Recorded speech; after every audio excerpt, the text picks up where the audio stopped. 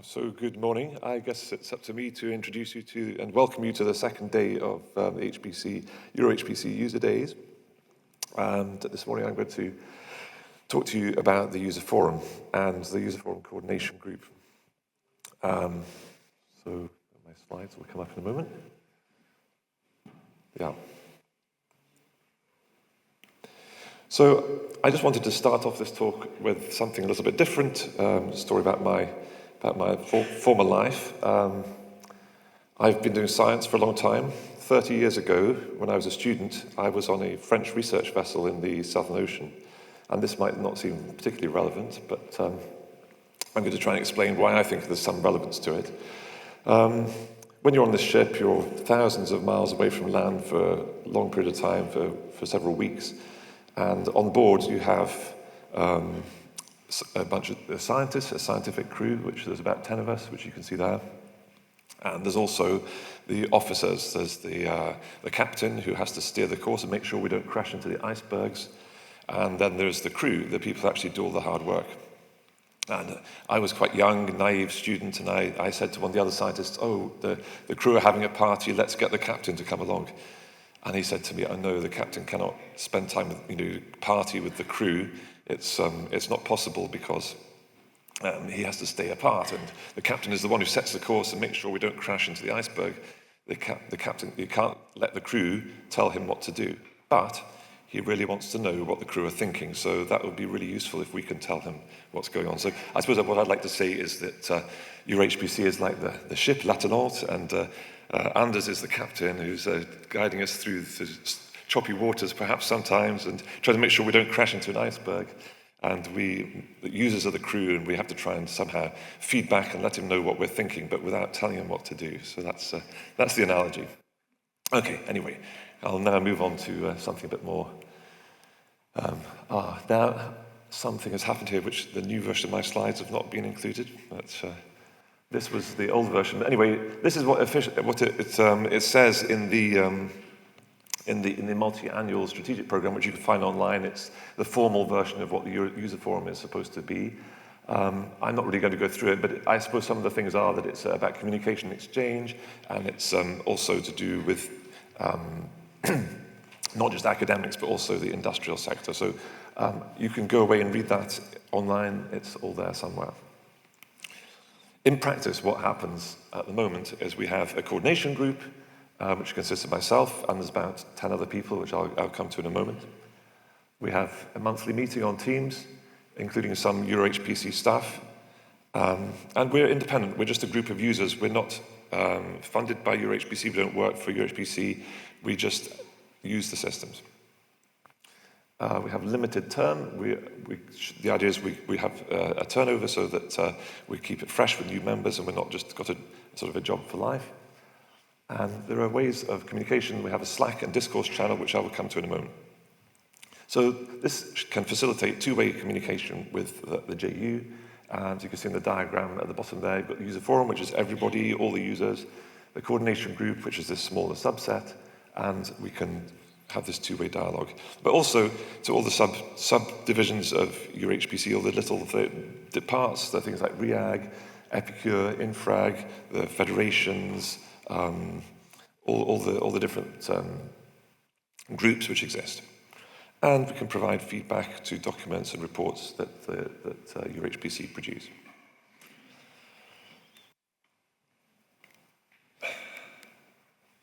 So who is in the coordination group?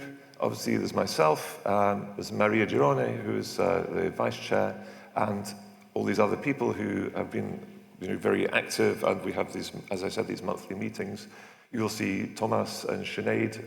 We're going to be chairing the panels, which are coming up shortly. But quite a few of us are here today, so you can meet Thomas, Lara, Sinead, Andreas, and Maria. They're all here. Please feel free to come up and have a chat with us about what we actually do. The other thing is, in the documents for the user forum, it says we should have between 10 and 15 members, and at the moment we're at about 9, so there's actually space for new members. It says that the members should be geographically distributed and cover a range of disciplines, which we already do, but there's some things we don't have at the moment. We don't have anybody really who's an AI expert, for example, so it would be good to have some more nominations. And what I'm going to suggest is if you want to join the coordination group, you can put yourself forward to that, and the easy way to do that is just to contact me directly, or any of the other members of the coordination group. You can do that by just coming up to me here, or if you're watching this online, you can do it through Slack, which we'll come to in a moment. But yeah, we're very keen to have some new members, and we'd like you to put yourself forward. Just because you put yourself forward doesn't necessarily mean you'll be accepted, because we have to make sure that you have that there is a good balance amongst all these different things. But please do if you're interested.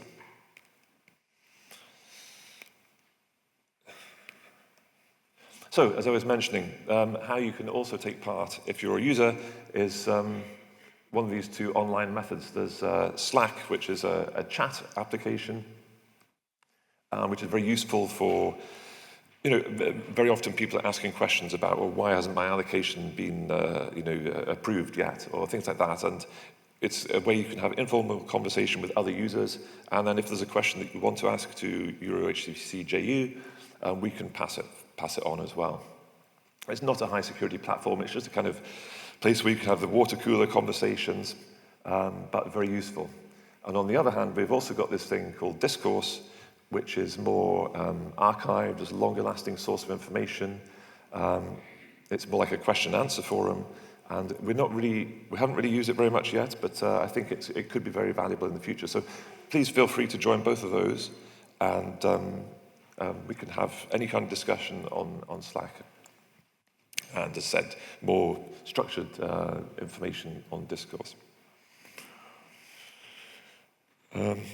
Finally, we're going to be having two panel sessions coming up, and you might also want to try using Mentimeter. This is the system which we've got here today for asking questions to the panel. So I think it's going to be set up in such a way that you can ask questions either using the app, which you can access using the QR code or the code on the left, or we'll just have the traditional way of putting your hand up and asking questions with the microphone in the audience. The advantage of using the app is that the questions can come up for the panel chairs, and they can have a look at them and prioritize them and decide which ones they want to do first. So please have a go with the app for asking questions to the panel. The two panels which are coming up. Oh, yes, very important. I forgot about this. Code of conduct. When you're online or in person, it's also really important to maintain professionalism, and it's very easy sometimes to get a little bit overheated and say things which may not be appropriate. So we do have these rules about respect and how to be constructive and respecting people's privacy. So bear those in mind when you're using the online tools, or indeed, of course, also when asking questions or engaging today. So, on to the panels. We have two coming up, one of which will be chaired by Sinead Ryan, which is the first one on the governance of the user forum and how it's set up. And the second one, which will be about user experience, which Thomas Gainan will be chairing afterwards. So I think that's me done, and I'm just going to hand over to Sinead to take the first panel. Thank you.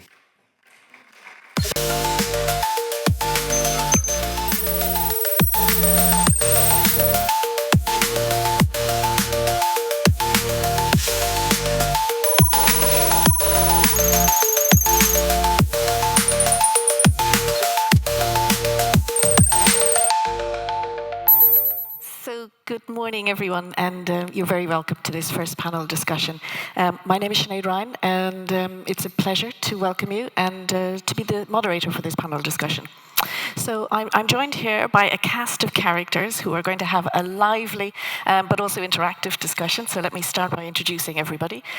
So to my immediate left here is Anders Jansen, familiar to everybody, I'm sure, as CEO of the EuroHPC Joint Undertaking. Stefan Rakena is a CTO at Gensi, but for our discussion is also the chair of the EuroHPC Infrag, the Infrastructure Advisory Group.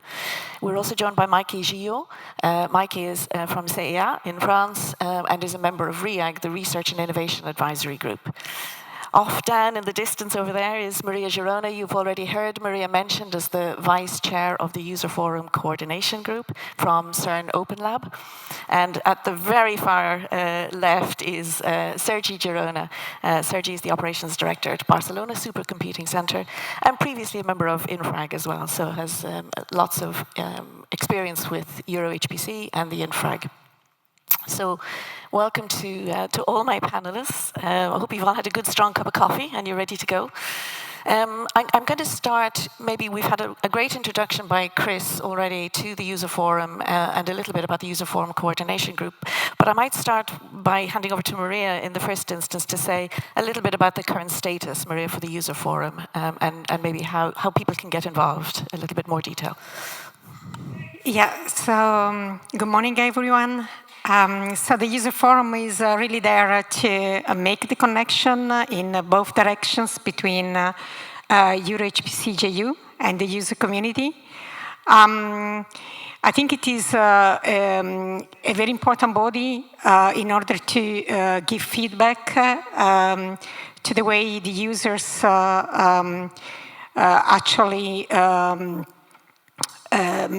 take advantage of the resources, but also use the systems themselves and may encounter issues or actually give any kind of positive or negative feedback. Is also there in order to take advantage of all the advisory bodies that report and give suggestions and advices to the JU, such as, the Infrag, the REAG, but also will soon be relying to initiatives like the EuroHPC Federation Platform, the Hyper-Connected project, so to give really the users an overview of all the different activities, actions that we have in the ecosystem of EuroHPC JU. And how, your second question was how you can actually get on board. Well, the easy way is definitely to use the Slack channel. We have about 300 people already subscribed to this. We collect there quite a lot of feedback from the users that then it gets escalated back to JU. So that's clearly something that is very useful, but is also a tool that is there as an informal chat.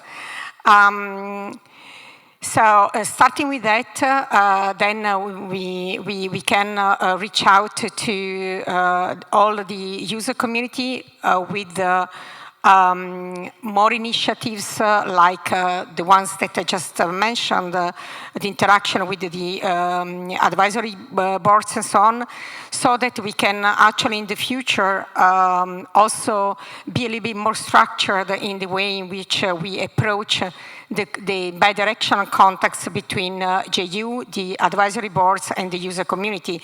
So the idea, Chris did not mention this, I left it, I guess, for the panel. We would really like next year, or in any case starting, let's say, this winter, to organize some workshops of an hour and a half that allow the user community to rely to the different advisory bodies that we have here.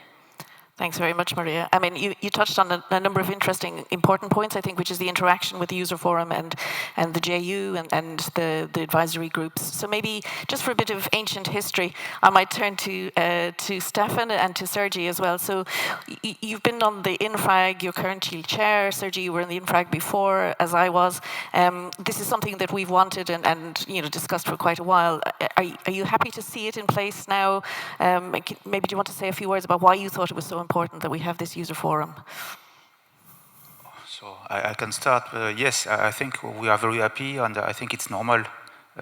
Any research infrastructure in the world have a user forum to exchange with users. So I was not there when the first work of INFRAG started to set up the user forum, and I will leave Sergi, the Space Cowboy of the group, to do that for me. But it's true that yes, we were driving this with RIAG, together with RIAG, and it's very nice to see that now it's ongoing. You need to hire now more people, and we need really to exchange rapidly with you because we are setting up the new version of the MASP. We are also trying to forecast post-exascale exercise in which we really need the input of the communities in terms of needs, feedback, experience, troubleshooting, etc., etc. So we cannot shape a new infrastructure, especially, for example, you heard yesterday about quantum, AI, federation, hyperconnectivity, without knowing the needs of the community.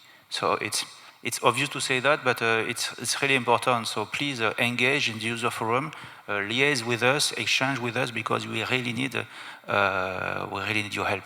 And I'm pretty sure that the captain could drive the boat, but we need to have also direction to drive the boat. So this is your duty to give us direction as well. Very good. Sergi, anything? Yeah, good morning. So a few words.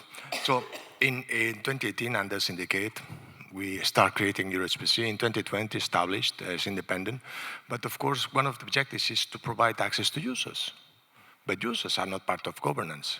But they are not end users, they are the users. We are working for them. So we are purchasing system, procuring system, installing system, managing systems, offering systems to our best knowledge on your feedback, on your inputs. So we need the users from the very beginning to give the recommendations back. So our experience says that participating is difficult, but this is the same as reporting back the outcome of the results of the projects. So we need all the users on this group, any level of users, young ones, seniors, unsuccessful users on the submissions, any of them are necessary because we need to change. There are many things that we need to change based on the feedback received. And we've been working hard to have them on, so we are very proud and happy to have them on. Thank you. Thanks, Sergi. And I think some very important points by you and also Stefan about how the users really can have impact, I think, and maybe that's, if you're looking for a reason to get involved, so that's the reason to be involved, is to help to steer the ship in the right direction. We talked a little bit, people have mentioned a little bit the governance. Anders, maybe would you like to say a little bit about where the user forum sits in the governance structure? Yeah, so good morning, everyone. And first of all, I want to start by thanking the team that stepped up to the plate and volunteered to be the first set of setting up the user forum. I mean, behind the scenes, this team has done a fantastic job trying to push this forward. And you can say, this is why we're here today, is basically to present where we are and get the rest of the crew on board. I think a lot of things have been said that's absolutely spot on about what we're trying to achieve here. And I couldn't agree more with Sergi. The whole reason we're spending all of this money and installing all of this infrastructure is to make sure we serve the user. And without having feedback from the users, how do we know if we're doing a good job? I do feel rather comfortable, since no one's beating me up during the coffee breaks. But that's not enough. Every year I have the pleasure of going in front of the European Parliament to explain what we spent the money on, and it has been a reoccurring theme. Are we sure? And so the one thing I also want to say, why are we now here at this point in time? Well, it's because we finally I mean, it took us a couple of years to get the infrastructure up and running, so it really didn't make much sense to establish a user forum before that. And then I also just have to acknowledge that when we then did the initial, what should we say, first moves to do this 2 years ago in Brussels. I mean, from there on, a lot of people have worked hard behind the scenes, but it does take time.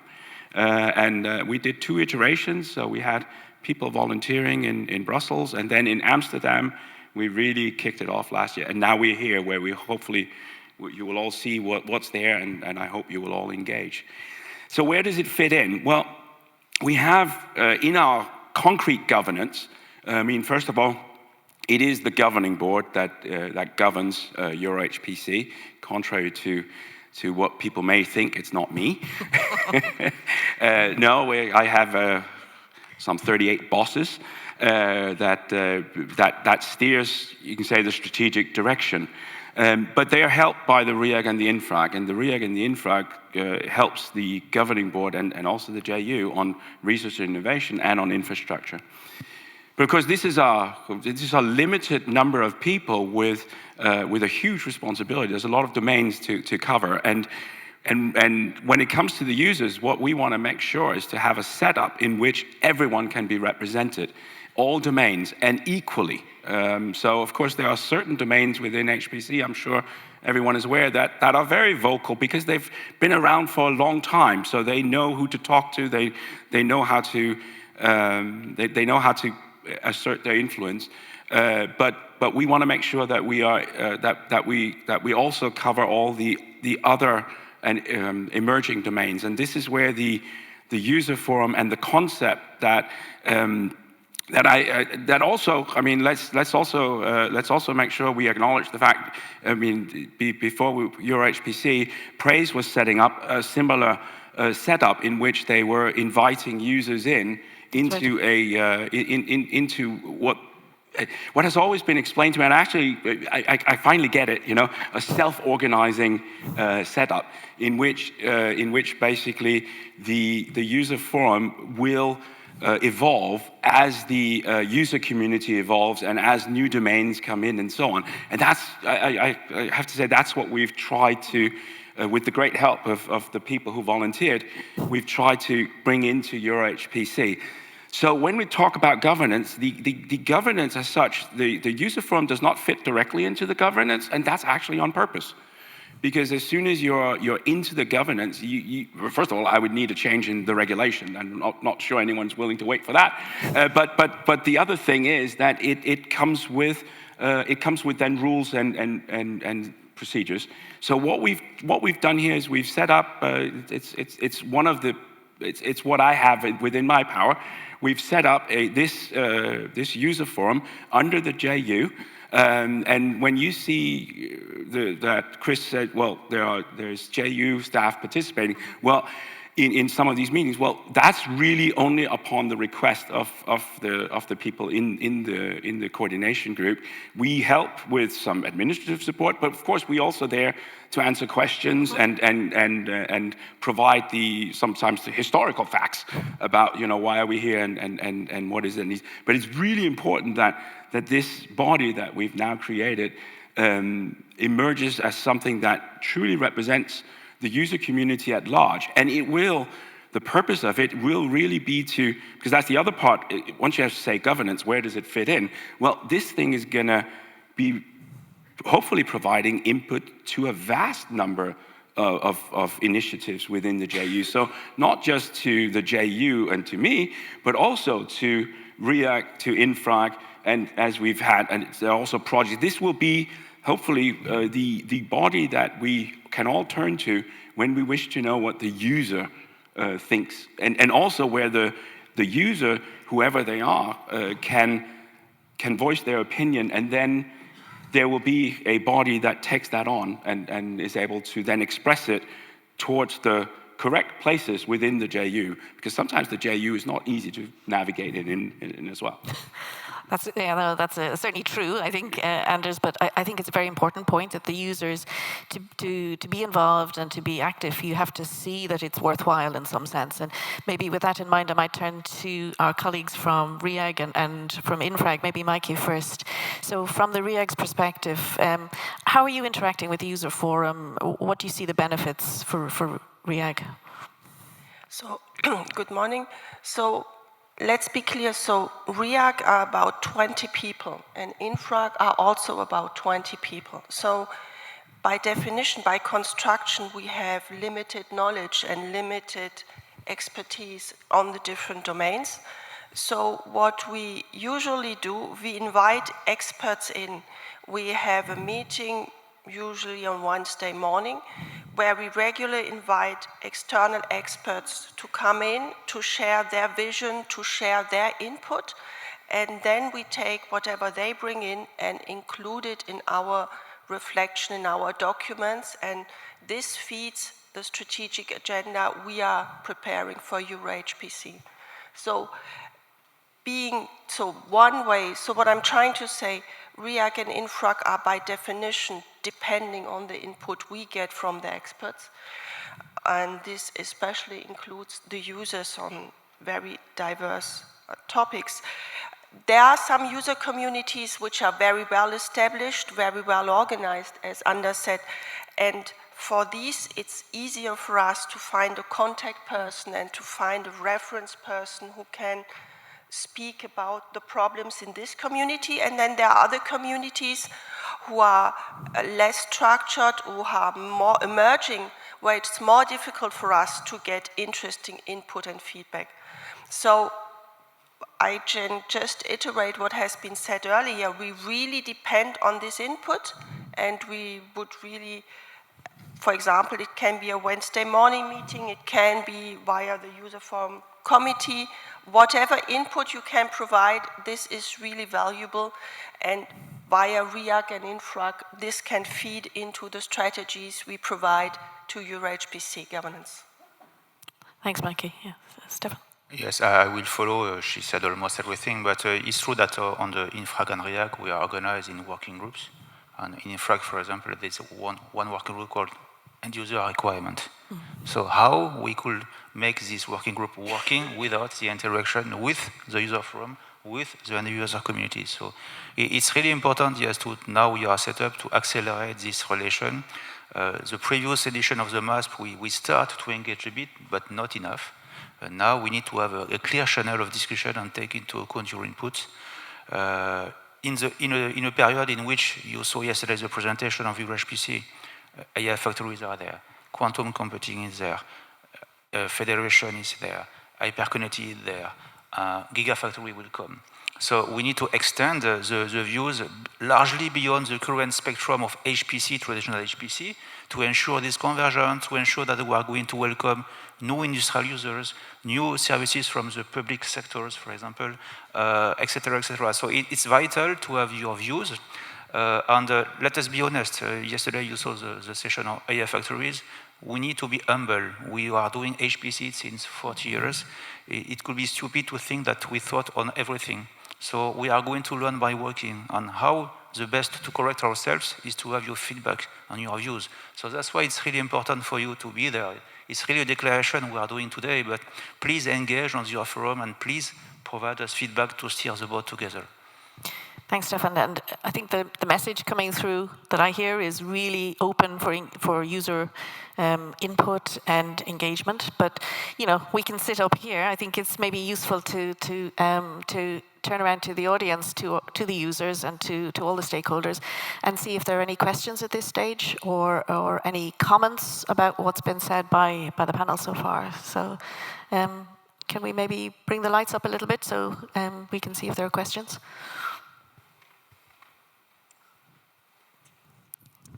So any thoughts or questions about what colleagues have said, about how the user forum can engage with the JU and provide input? I see one. Yes? I think it's Lilith. I think maybe one thing everyone is thinking is how much time it's going to take from them. maybe if we can explain how much they need to engage, what example of a question that our users can understand the complexity. We dressed Lilith up as a user. Who wants to take that? Sergi? Very little. Time. Very little. How much we are working together with the users to provide services to them. So we need the criticism of the users to build better services. So every grant that EuroHPC is giving is worth millions of euros for many users. So the time required is minutes, hours, a year. Because your opinions, you always share in the coffee. What we're missing is the time to have the coffee all together continuously. Because it's not to organize one day meeting and then we share the coffee, we move the sugar and that's it. No, it's a frequent conversation that you're having that you give your criticisms. So we had yesterday presentations on how the peer review is organized, the obligations of the hosting entities that you have to use your allocation homogeneously. This is very bad for the users, but it's very adequate for the centers. So is there any criticisms? Can we improve that? We have many calls. So how much time you spend on arising your positive criticism to anything you feel in your life? It's very little, minutes. So this is what we are looking for. But we really need to. But if I may, I think Lilith was referring to, so Chris had a call out for the fact that there are empty chairs in the coordination group. And if anyone's sitting out there thinking, this could be interesting, but how much time do I need to invest in order to be relevant in the group? Yep. Coffee time. Honestly, coffee time. The best experience at the Bear Symposium you are getting is coffee time sharing. This is what we have, coffee breaks. But we need to find the tools and not, of course, taking all of your time. But yes, in return of your allocation, we deserve your feedback. We need to have your feedback. So it could be either, I don't know, a survey that EuroHPC could do or infrag and reg we could do. But we know that you are a bit bothered by survey, so we need to be cautious on that. It could be also what Mike said about the session we could organize on Wednesday. It could be also regular meeting with the committee itself. But we need to find a way to not, take all your time, but to have your feedback. And we need to be efficient. Yeah, it's really something we need to construct together, but we need your feedback. So maybe this is a good time then. Maria, I might ask you to say a little bit about the coordination group, because that's a subset of the user forum. So you could maybe tell us how the coordination group operates and what it does, the amount of time that people dedicate to it. And then Anders, I'm going to come to you, just a heads up, to say maybe a little bit about how it was constituted in the first place. Yeah. Okay. So the user forums, all of the users are connected via Slack or Discourse to a smaller group of people that actually are the user forum coordination group, which Chris is the chair. I'm the vice chair, and there are a number of people that Chris showed on the slide that are coming from different sciences,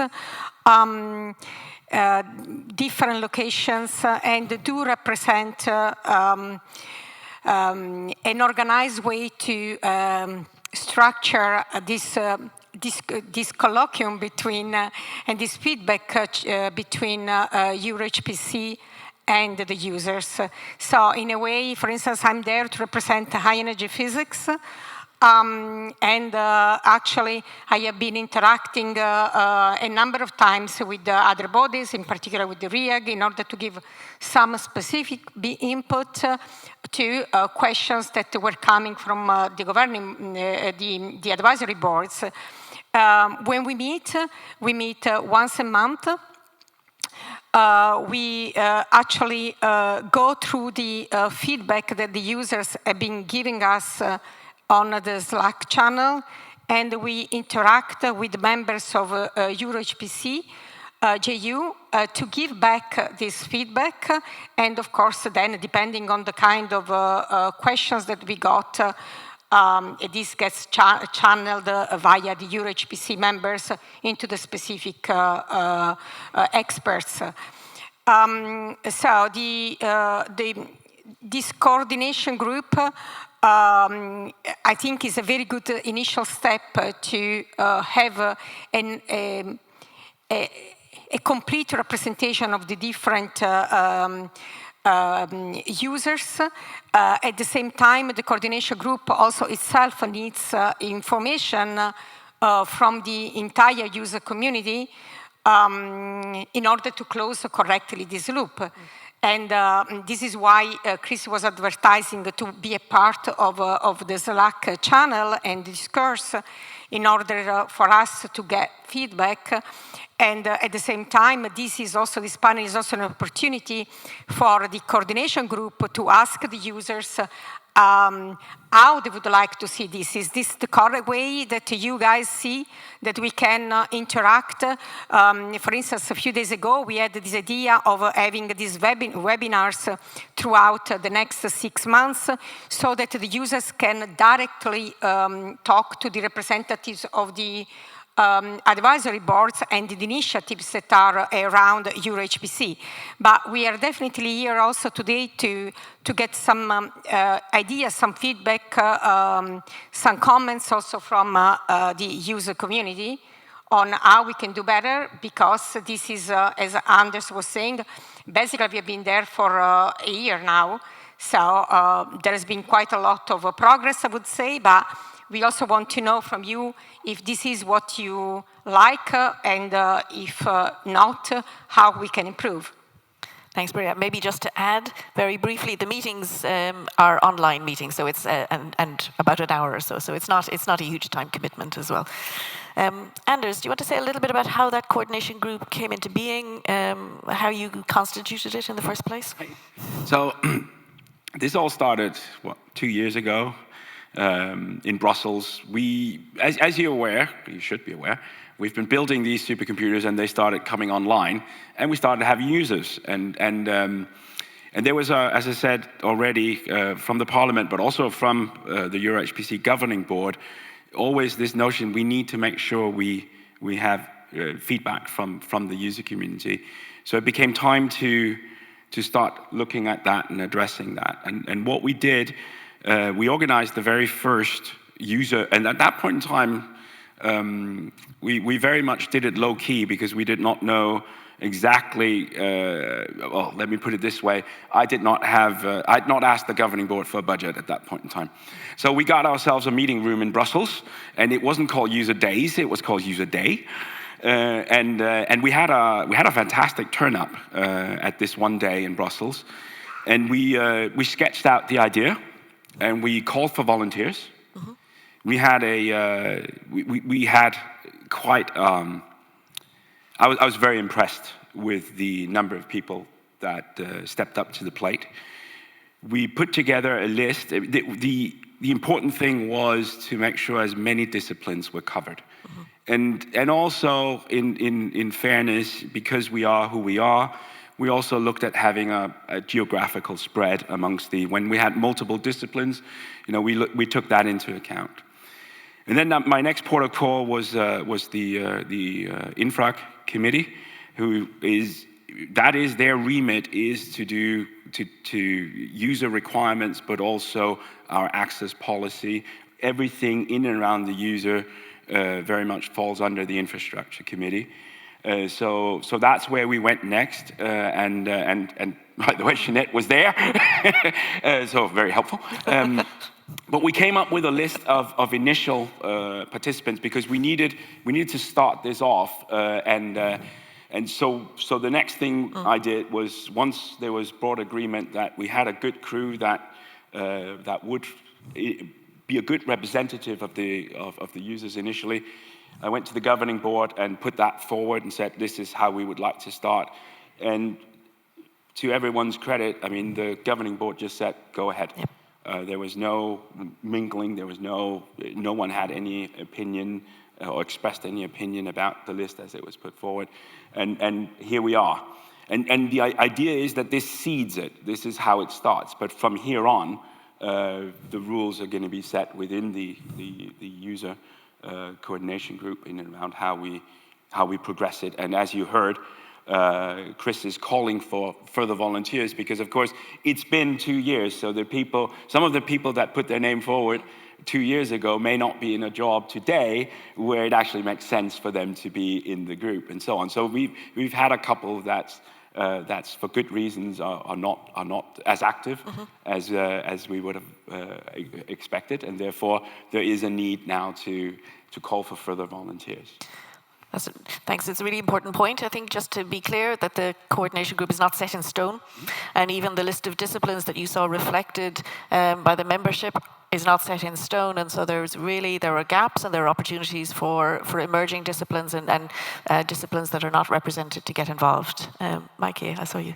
Yeah, just wanted, so obviously this is about the user requirements and the needs and the services on the infrastructure, but it goes beyond this.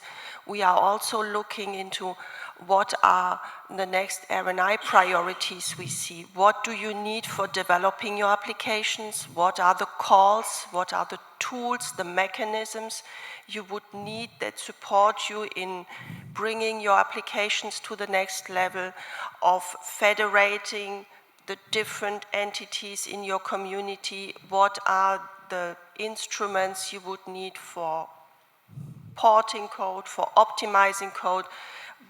These are all the questions we look in REAC. So we are also the one, so we give an opinion, but we give an opinion, for example, on the Lighthouse codes, we give an opinion on these topics, on the community center series.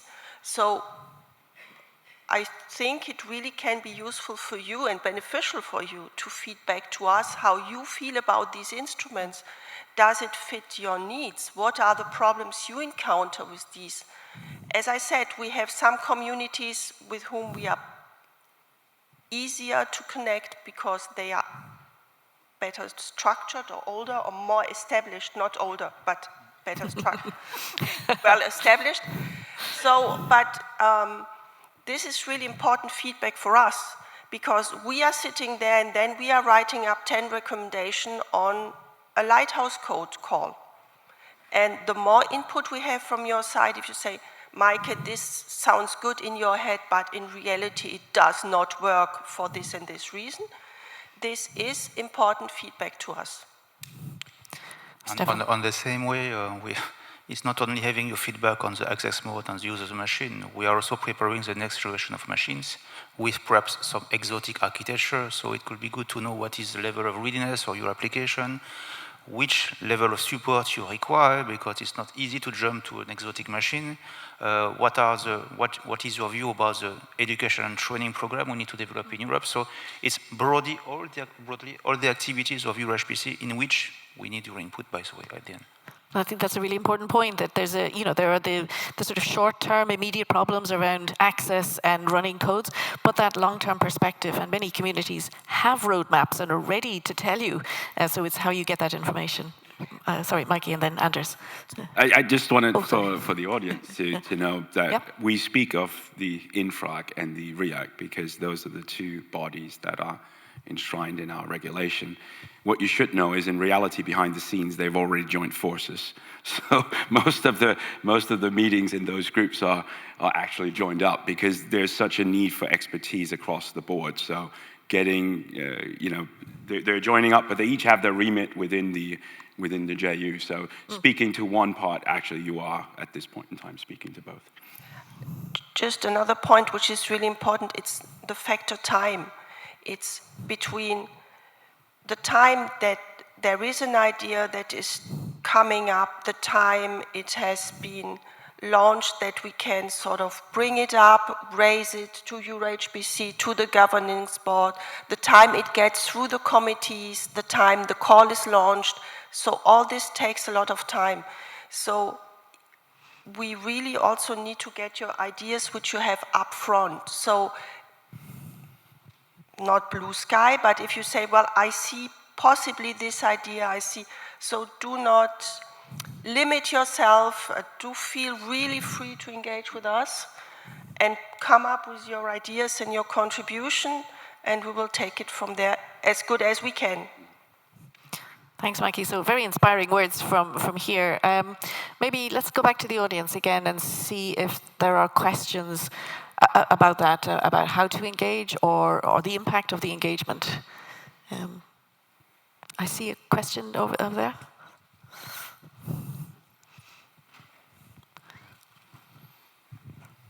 Thank you very much. I understand that the structure is there and you are expecting the users to engage, but this discussion was a little bit abstract. And what would help is an example, a success story. You said you have been in place for 2 years now.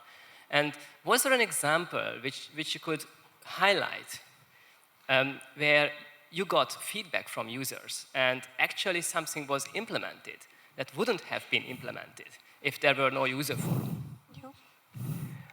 So, for example, last year, it was around this period, right? EuroHPC GU planned for a new call on the centers of excellence. And there has been a first draft on how this should look like. Then there had been some discussion. And then they gave the draft to RIAC and Infrac and said, please look at it and make a recommendation.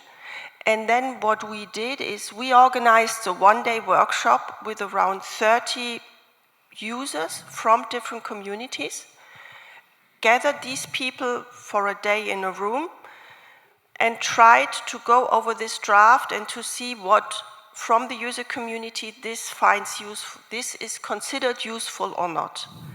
And the input we gave, really, I'm not going to say, but really channeled back in the calls that you see today on the Lighthouse codes, on the community center codes, and on the transversal series.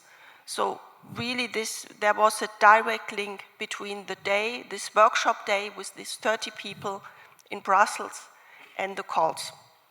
Yeah, on the same way, we had also some open cafes, so the Wednesday meeting, with some research infrastructure. So Maria has been also heard, the Spectrum project of research infrastructures. And this allows us, for example, to draft some recommendation about how we could couple with research infrastructure, accelerators, synchrotron, satellite telescopes, and how, for example, we could deploy next generation of services for inferred data on the fly from large-scale instruments. So it's an example, it's a first step. But you see that, yes, this input is really valuable for us for shaping the new generation of services that EuroHPC could implement in the future. Maybe on a smaller scale, for what concerns the way in which users use our Slack channel, we actually often get highlighted some specific issues of the users with some specific size, and we rely back to the information, we bring it up, and I think that has been also at a small scale, because these are typical, very focused issues, but it has been useful that specific users got some help also because of this direct channel from the coordination group to be fed back to the EuroHPC JU. So I think that the feedback from the users, you can see, is at any level, from the specific issue to the ideas to how users may perceive and may see the evolution of those large infrastructures, including, of course, what today is spoken by everyone about the needs of AI. So I think that all these bodies are there at different levels in order to listen to the users. And maybe apart from today, that there is this opportunity with this panel, I think that we should also start thinking of how to organize this Users Days in the future. So it's an annual event on how really to make them more effective also in this dialogue between the users and JU. And again, here, if there are ideas from the audience, it would be nice to hear them now and to comment them all together. Thanks, Maria. Yes, Anders? And just to answer that, I mean, on that question, I just want to clarify, it's 2 years ago that people put their name in the hat. So I think it took us about a year then to go through all the steps that needed to be done in order to establish this and get the agreement, but also then for the volunteers, set up the coordination group. So I think it's fair to say for about a year, the group has been running actively to try and serve the users. Still finding our feet, but getting there. Yes, Sergi. Following on this, so just to share the experience on Spain, we're having this process for more than 15 years in process. And one of the things that they have been changing through the users' information feedback is the place of the calls. How often? Instead of doing this periodically every 3 months, they were changing to 4 and now to 6 months. The type of applications, they have been feedback, and we have been changing the access processes. So this is possible on due time. Great. Thanks, Sergi. And I'm not sure if there are other questions. I have to say I don't see questions coming through on the Mentimeter, so if you have submitted a question there, apologies if I haven't mentioned it, just ask in real time. Hi, Kenneth Hoste from Ghent University. I think one thing that's important when you want to engage with users is to recognize that different channels work for different people. There's already the Slack, there's the discourse. You're thinking about webinars, I think that's a very good idea. Yeah. I think you also want to maybe want to open community calls where you say every Wednesday at 1 p.m. there's a Zoom session where you can just jump in and raise your questions. Some people will like that. It will not work for everybody, but that's okay. I think you want to diversify your channels as much as possible. And the User Day is definitely one of those channels as well. But I think for some, you will never see some users here because they don't have travel money to actually get to the User Days. And keeping all of this in mind is important, I think. This is a very, very important point, I think, absolutely. There are already, as you say, Slack and discourse, but absolutely open to new ideas. Maria, did you want to add anything? No, I mean, just, this is very useful feedback, so we'll discuss it internally. No, I don't, maybe just to say, I mean, the user forum offers an opportunity to give that sort of example and feedback as well, suggestions to the coordination group for how we might engage better with users. So, yeah. Do you remember that at Infrac we organize these coffee meetings? Yes. Periodically, every 2, 3, 4 weeks. Not official ones, but at least people we meet, we talk on diverse things. So that may be an interesting point. Yeah. I mean, it goes along this suggestion. I think it's something that we need to discuss and try to understand how we can implement it. Maybe not once a week, but. Yeah. Are there other questions from the audience? Joe? Yeah.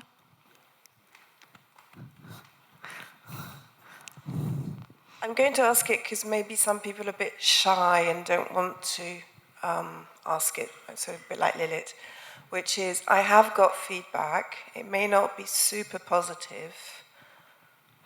If I give it, will I get blacklisted and not get access to the calls anymore? I have to ask it because maybe some of you are thinking it. And if you're not, I'm very happy to hear it. But if you are, let's give that question to the panel. Thanks, Joe. Thanks for making the brave question. And maybe the answer is, I mean, all feedback, I think, is valuable. And one might argue that the negative feedback is even more valuable, but that's just my point of view. I'll hand over to colleagues here. I think there's... I can tell you that there will be no link between your feedback and the ARC that actually provides it is not the JU that allocates or decides on the allocations. It is what you saw yesterday, Luigi, and the whole ARC setup. So there's definitely no one that needs to fear any, and I sincerely hope no one is fearing that. And indeed, that's the point of the user forum, is to have those open discussions safely and knowing that there is some result from pointing out difficulties, challenges, and bottlenecks, etc. So, Maike.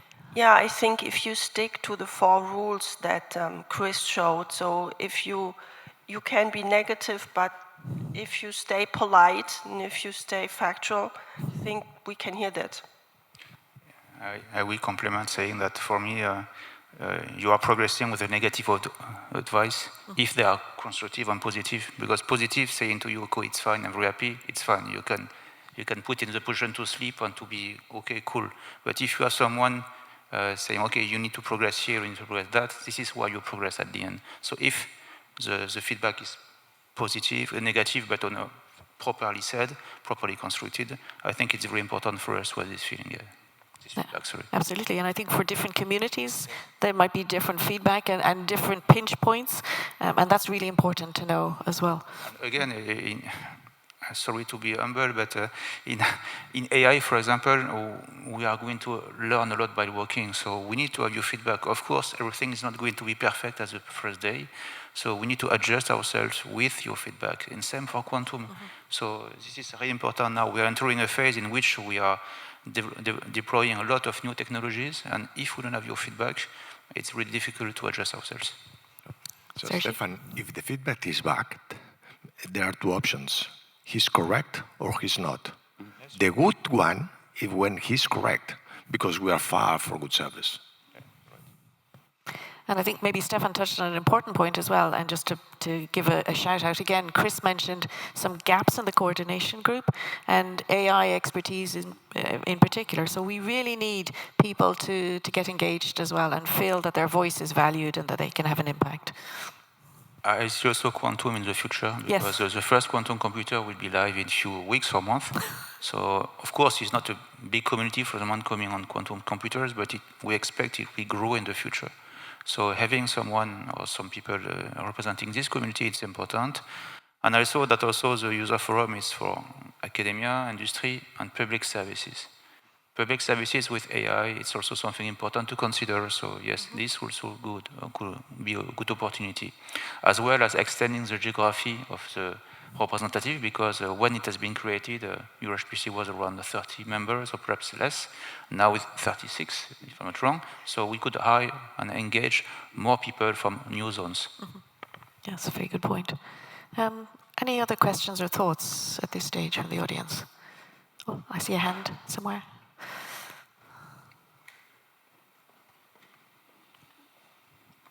Yeah, I'm Bernardo. I work at Deucalion, the Portuguese supercomputer. So what I see in these user days, of course, someone asked yesterday if anyone was a user. A lot of them stood up.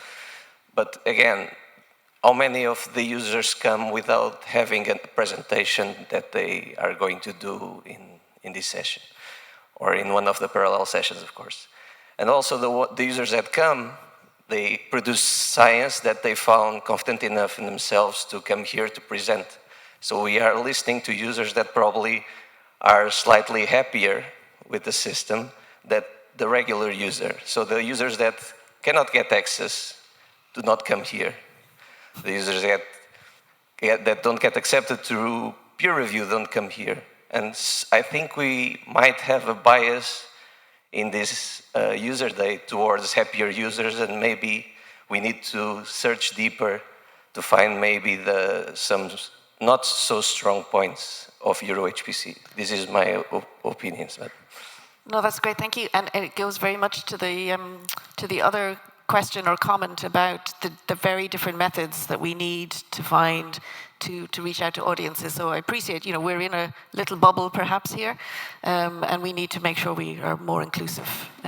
Sergi. Back again to experience in Spain. So we noticed that it was very difficult to populate the user form, and we include in the proposals, in the submission proposals, a mandatory field that they have to fulfill, and it was related to how much are you aware of the user forum. And after this, the interest grew up, because that was including all the people that was interesting.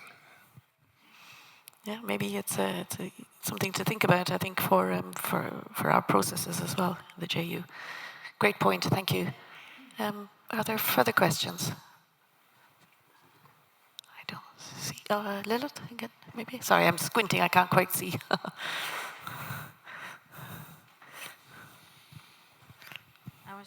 I was just thinking, we have two representatives of hosting entities here, and we're deep into AI. Maybe we can use this AI for feedback and for engagement. So it might be good for our users to know that our hosting entities are implementing AI chatbots that will help them with help pages of systems. When they have a lot of text in the help pages, not everyone is reading, and this chatbot usually helps.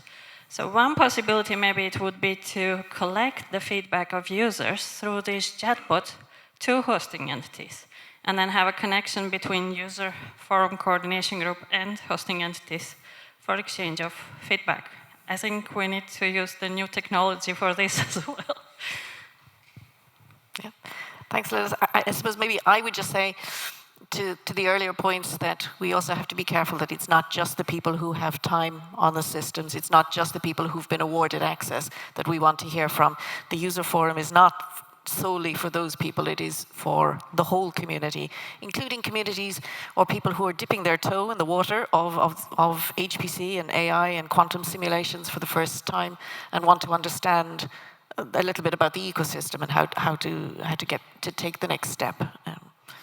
It's true that we can use much more analytics to try to see to make a gap analysis, to see which community is using which system, etc. What are the things we're not addressing properly, and possibly analytics with the use of the machines, for example, could be something interesting in the future to share, for example, as well. Very good, thank you. So we're coming maybe towards the end, and I maybe just have one last look out to the audience to see if there are any further comments or questions that we haven't covered, maybe something that you'd like to say that we haven't covered or that you'd like to hear from colleagues. This is your chance.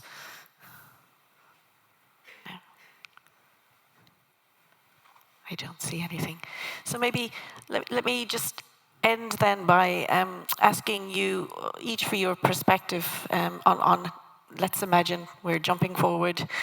The user forum has been conceived, let's say 2 years ago, really took first steps a year ago. Let's give it 1 to 2 more years. Where do you want to see it in terms of maturity and interaction with the more formal governance structures of the JU? What's your ideal user forum look like? Maybe Maria first, as the vice chair. Sorry, what would be... Give us a year. My desire now to interact with the... What should the user forum look like in a year or 2 years' time? In a year from now. How? So I have to think. I would like definitely to have a much bigger user base. So people that really have subscribed to this Slack channel and discourse and use it more regularly. Also, I would like to see this channel to be really a source of exchange of information, because sometimes this is used really for bringing up an issue that maybe other users can help in solving. So this is the low level, let's say, conversation on issues. I would like maybe to suggest that we have a stronger connection to the HPC sites, so to the teams that actually run the systems, and are those teams that interact with the users. Because it has happened to us that issues that were brought were really at the level of not getting responses from some of the sites. So maybe we could strengthen also this feedback loop with the operation teams of the HPC sites.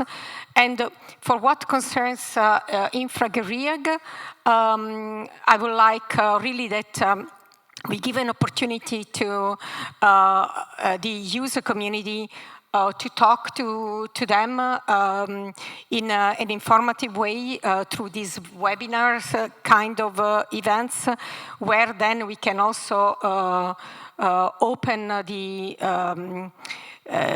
floor to questions and not only listen to what our experts are doing, but really also have a way to get the feedback not only from the coordination group people, but also from the user community itself.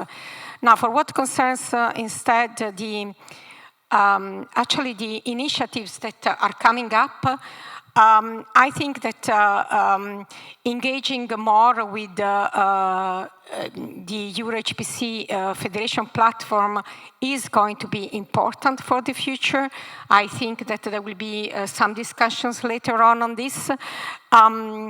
We see it as high-energy physics a very important initiative in order to simplify how users will be interfacing to the different HPC sites through some federated platform layers.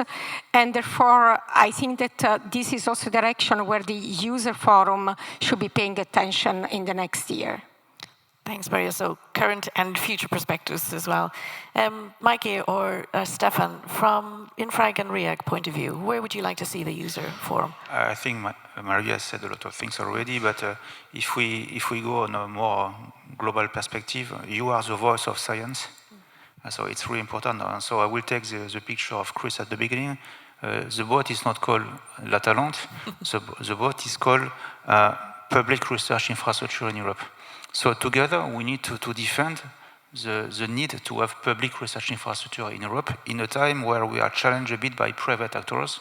So all together, research infrastructure, operators, users, entities like EuroHPC, etc., we need to put in the same team and to defend the need to have for science in Europe, for competitiveness, public research infrastructure. So it's perhaps a bit larger, my view, but we are a bit challenged in this time on the role of science, the role of public infrastructure. So let's team together and so let's work together to make it continuing in the future. Thank you, Stefan. That's very inspiring words. Anders, I'll let you finish. Maybe you supported the idea when we first came to you with the idea. Are you happy with how things are going, and where would you like to see the user forum in a year or so? So, yeah, first of all, I'm very happy with how it's going. I think we've got a good crew, and I look forward to seeing it progressing further.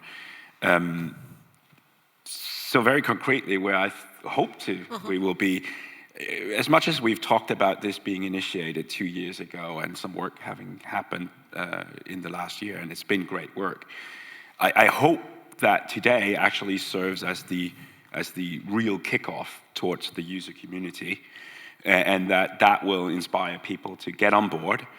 And my hope would be that when we meet next year, the user forum will have an even more embedded role into the user days and be able to report back. I mean, I thought the question about success stories is really a good one, because that's what it's all about, right? So hopefully the user forum, the coordination group, will be able to report back on both the good and the bad. And then when people are sitting out in the audience, hopefully they'll be able to nod and say, yep, we were listened to. So that's really my hope. Now, I also let's manage expectations as well. You know, if someone's sitting out there having an extremely concrete idea about this particular chipset should be in the next exascale, by all means, feed it in. But I do have to manage expectations. The chances that it makes it all the way through and into one of our procurements, if it's a really, really good idea, it may well happen. But again, what we're trying to collect is as much feedback as possible. And one of the very important but also difficult roles that the coordination group has is to try and consolidate all of that feedback into something that we can actually use to steer the ship. Because we can, of course, not react on every single individual piece of feedback. So we also need you guys as the user community to provide enough feedback so that there's a trend and that we can react on the trends. Thanks very much, Anders. I think that's a great place to finish. So I'm going to ask you to thank all of the panel members, but maybe before then, I hope this has been a useful discussion for all of you, and also that you can see a path to engage, and you can see, notwithstanding the fact that this is an early initiative at the moment, that there is a real impact that you can have. And as Stefan said, you know, we're all in this boat together. There are lots of icebergs around, to use Chris's analogy, and we really need all of the information that the users have about the current situation and what they're doing currently, but also your future perspectives as well, to make sure that we together do the best we can with the fantastic resources that we have now and that we will have in the future. So with that, maybe I'll thank everybody for questions and for your attention, but also thank our panel very much indeed.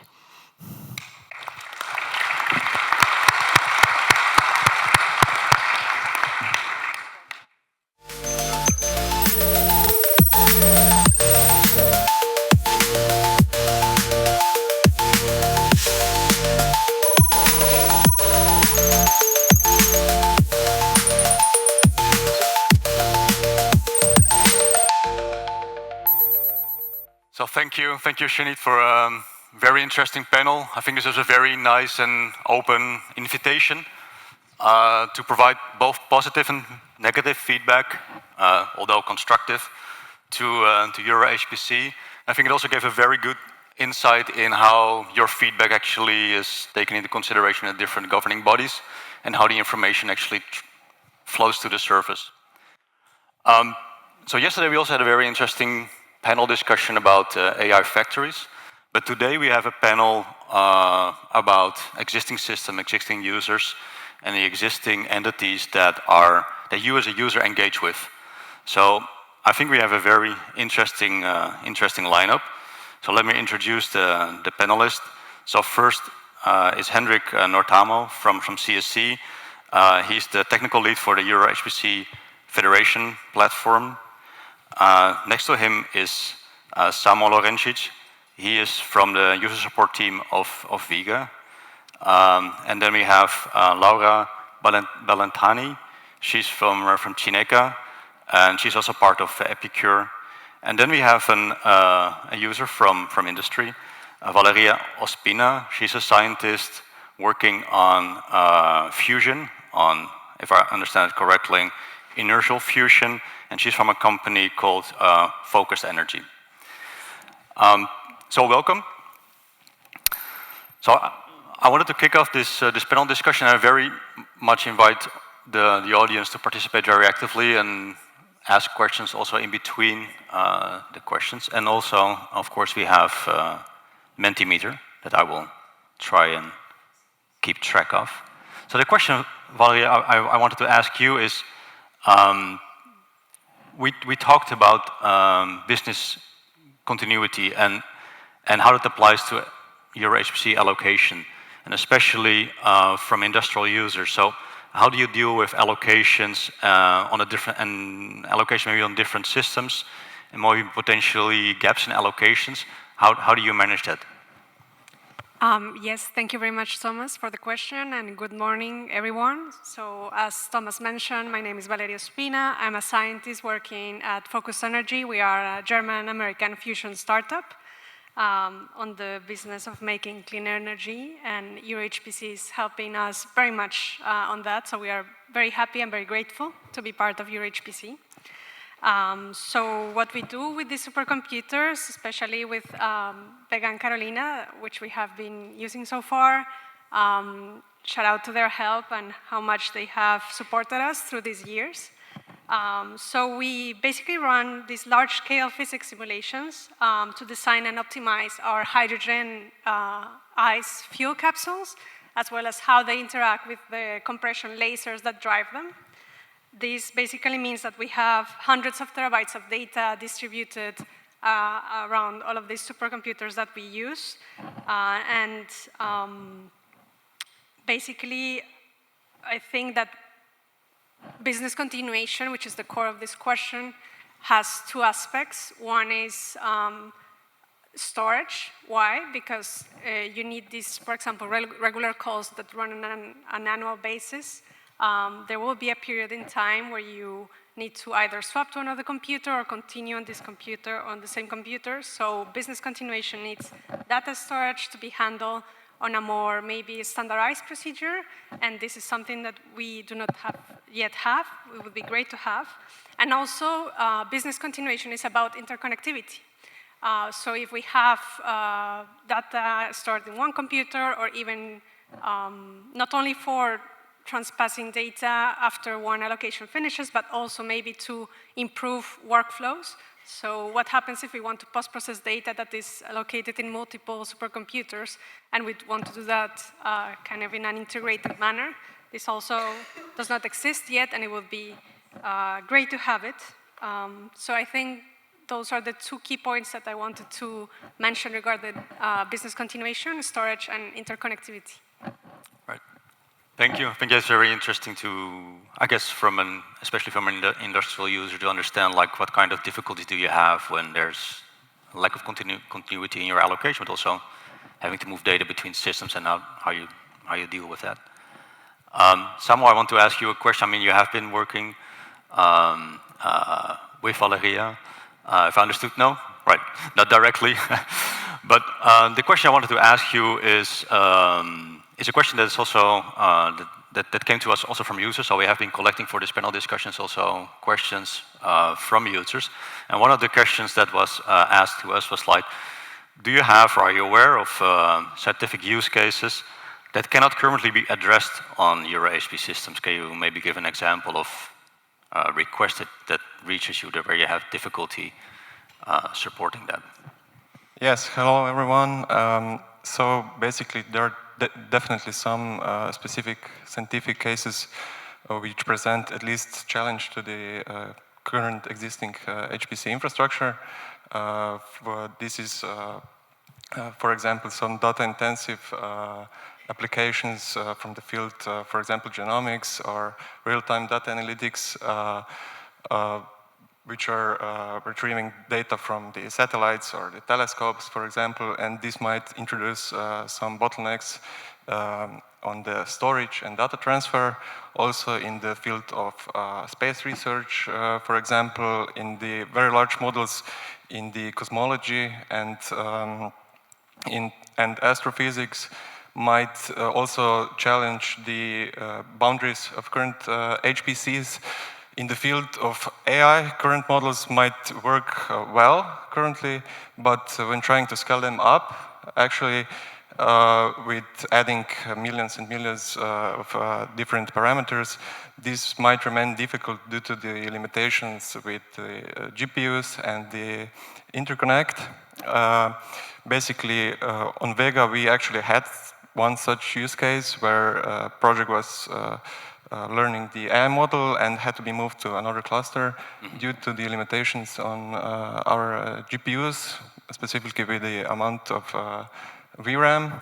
So in general, we encourage users and help them to rethink their project in order to optimize it as best as they can, to refactor their workloads by splitting their jobs into a smaller one, by making additional checkpoints on the cluster.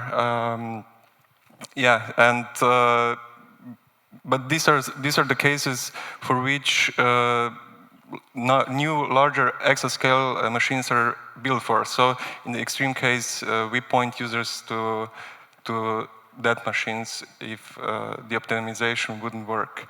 But this is more an exception than a rule. So in the future, we definitely expect for the use cases to become more difficult. So even those exascale computers won't be able to tackle them. So this will be the point where quantum, or rather HPC quantum hybrid system, will have to step in order to solve those scientific issues. Right.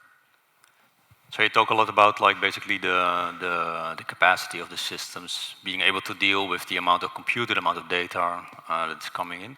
Do you also have examples where certain capabilities are maybe missing from the system, where certain cases have difficulty mapping onto the system? Not necessarily because of the size of the system, but also how they want to work? For instance, complex workflows or interaction with the system? In general, no, but we work with users in order to port their code to our system, to help them to optimize it. But yeah, in general, we don't have such issues. Very good. Good to hear. Then, Laura, I wanted to ask you a question. So, very concrete example. So, we got a lot of questions from users. Okay, I have a code, I want to port it to GPUs. Like, how does actually the actual support work if you move away from more like the high-level slides and the explanation how the program works? Like, if users engage with you directly, how does it work on a day-to-day basis if you interact with them? How can you give an example of that? Yes, so you can ask for EPICOR support once you have a EuroHPC project active, and you can receive support on activities of the level 2 and level 3 kind, which involves identifying the most suitable software stack for your application. And we know how important this is, especially if you use libraries like MPI 4Py, PyTorch, JAX, which automatically offload the computation or engage communication between GPUs. And we can also help you to port your workflow on an HPC cluster, which is something non-trivial because sometimes you have to face the limitation of an HPC cluster, especially if you want to download data on the compute node, which is not possible. So you have to change a bit the design of the workflow, and we can help you with that. Another example of support with GPUs we can provide is to profile your application with the most suitable tool for your specific code. For example, we can use, and depending also on the machine, tools like Insight system to analyze the interplay between CPU and GPU, or Insight Compute to see how the kernels work, how the kernels are executed or offloaded on the GPU. And this support is incremental and continuous, and we can also implement source code optimization. So, for example, for some of our projects, we modified the kernels in order to improve the efficiency on the GPU, or we added some parallelization layer in a part of a workflow to speed up the post-processing part of the workflow, which was found to be the bottleneck. So there are many examples of support that we can basically we can provide, and these are some of them. Right. Do you also sometimes proactively reach out to users? Maybe you see certain behavior on the system, or you see some inefficiency on the system, and that you approach users, or do they always have to approach you for support? So we also provide the courses to end webinars where we explain some best practice, and also showcase some good outcomes and good results of our support activities. We organize hackathons. For example, we had a hackathon on Leonardo about GPU programming on NVIDIA GPUs, and there will be more hackathons in the future. And we are implementing also guidelines so that the user can exploit at best the resources of the EuroHPC project and platforms. All right, thank you. Then Henrik, you're the technical lead of the Federation project for EuroHPC, and everybody has very high expectations of what you're doing, so no pressure. So a question for you that we also got from our users is to understand how this project can help them is basically. The question basically runs the following: like, how difficult is the current access to GPU hardware and software for one, code developers, users, so compilers, libraries, dependencies, and application scientists, like software availability, queue and latency, and so on. And can we anticipate some homogenization between systems also in the context of switching between systems, like I think also Valentina is experiencing? So yes, I would generally split that into 3 different categories, which now strictly speaking from the point of view the Federation platform is going to address. So on the mobility between different systems, just on a, let's say, access basis. So the first one, which is we are providing, is the unified management of allocations across the EuroHPC systems, which greatly lowers the barrier for then moving or experimenting with different systems, in the sense that if your project is granted access to multiple systems, the way you manage your users across the systems in a project, and also the basic interfaces you use to access those systems, is the same. So then if you want to go and test out another GPU or another type of system, not having to go through a third site-specific provisioning and onboarding chain to do that greatly lowers kind of the barrier for testing. Then specifically on the software, of course, all the EuroHPC systems are in a way unique, and now specifically with the AI factories, a great deal of work will be done with different focus areas. But where I think we will be able to help quite a lot is within the context of the Federation. We will be providing a basic uniform software stack across all the system, which means that while, yes, we will not provide every conceivable software which works identically in all the systems, even though that would be very nice. But there will always be this kind of familiar tool set which works on all the system and has, let's say, the basic things, either for starting to test out, or then there are certain user groups which don't need to squeeze out that last bit of performance. And for those who want, this is also kind of a base to build on top of on all the systems. So while the actual software you then configure for the system differs, you can assume that, okay, there is at least not the best performant, but a working compiler which understands the GPU, or there is a sufficiently performant GPU version of, let's say, very common tools to the community, which I can now use without particularly caring about if it's an AMD or NVIDIA GPU. Thank you. I think, Salman, it also sort of reflects back on what you mentioned, that you had a certain user that need to be moved to a different system to accommodate his case, right?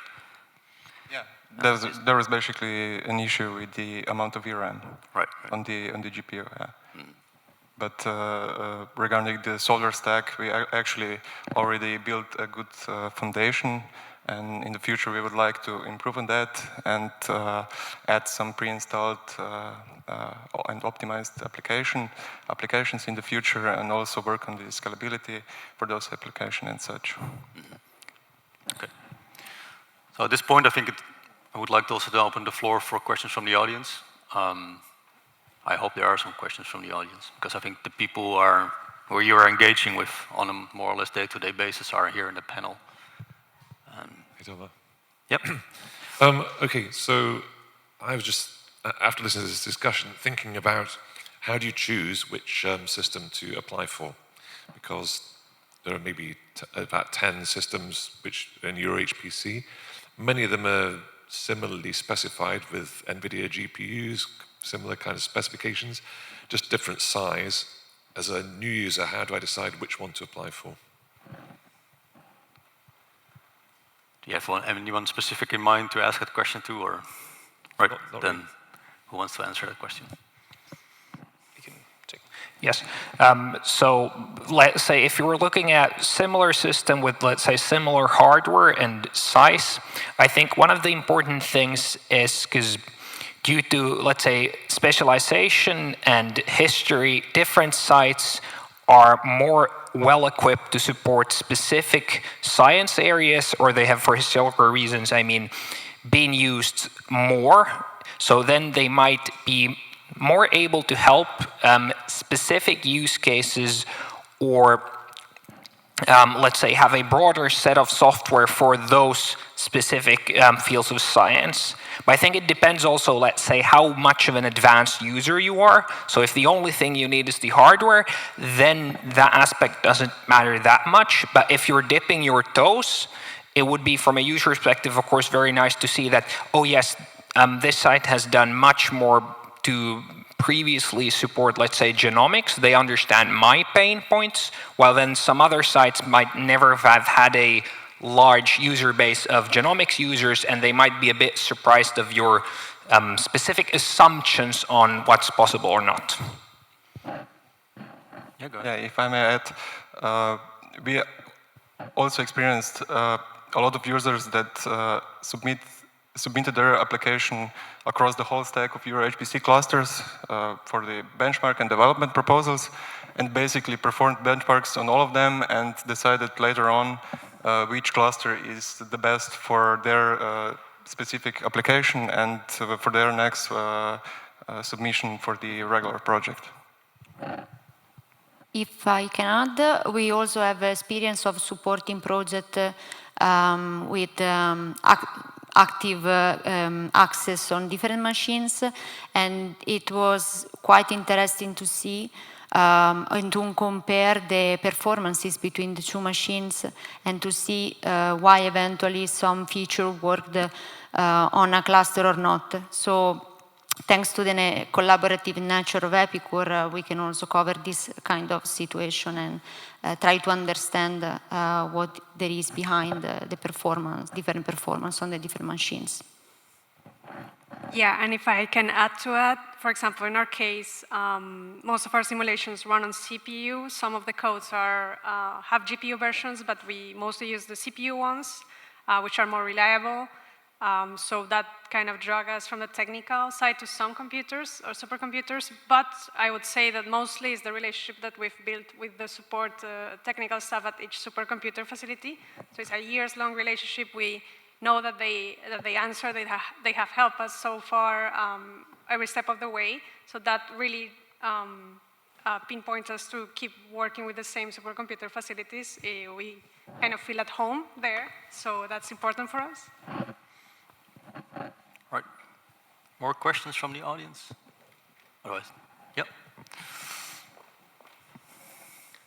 Hello, thank you for your comments and discussion. My name is Panagiotis Papadimitroulas from BioMTech, a Greek SME, and I wanted to ask the industrial EuroHPC user, from our experience, I have to say that when we applied and granted access to HPC resources, we were a little bit restricted to perform the simulations that we described in the proposal. But in the company, we had more activities that we needed to perform demanding simulations. And I wanted your opinion if you dealt with a similar problem, if in your company you need simulations for a broader range of activities and you feel that you are restricted to the proposal that you submitted. Yeah, great question, and totally yes. So the industry moves a bit faster. The changes, we have changes each 3 months. We can decide to move from one scientific approach to fusion to another, for example, and that changes our entire simulation chain, even which codes we need to use. So yes, the problem is there. It's sort of mismatch between public computational time and the use in industry. However, I think having, for example, regular calls each 6 months has helped a lot, and us learning how to proceed. So we pass from having these monster projects that kind of encompass the entire company in 8 pages to smaller projects, 6 months long, where we can say, okay, this project goes here, we know what we will do. If that has to change, it doesn't matter, or it doesn't matter as much. We will we'll comply with EuroHPC, we'll perform the simulations that we that we said we will perform. We will use the resources, which I think it's very important. It's an act of respect towards the computational time that you were given. But we also kind of try to stick with the inevitable changes of the industry.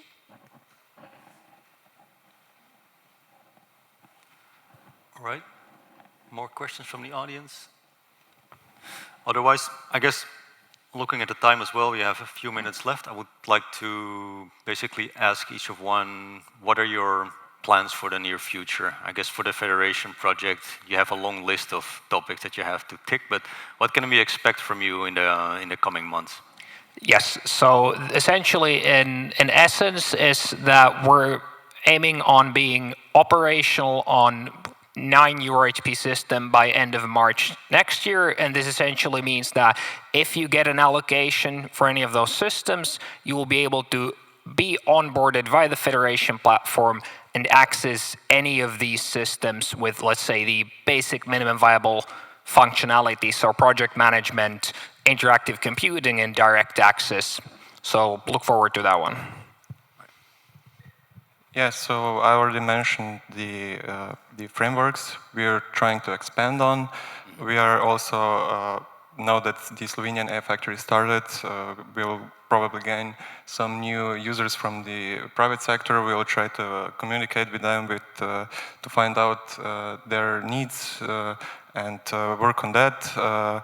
To actually try to build a collaborative relationship with our users. So we'll try to get feedback as much as possible to build later on that, and also to expand our documentation, work on that, to make it more concise and more extensive, maybe add some interactive videos and such.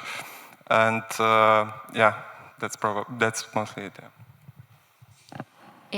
We will continue providing courses and hackathons, and also releasing new guidelines on what we think are hot topics for deployment on HPC cluster according to our experience.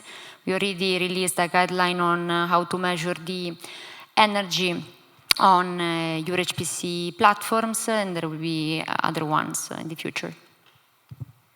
Yeah, so in our case, we had always had one regular project, both on Vega and Carolina, and this year we're very proud to have submitted 2 applications this time, so we are growing. The company has doubled its size in these 2 years, so the projects are also doubling their size, hopefully, but then in a controlled way, and we have now much more scientists working on them, so we are more sure of what we are doing now.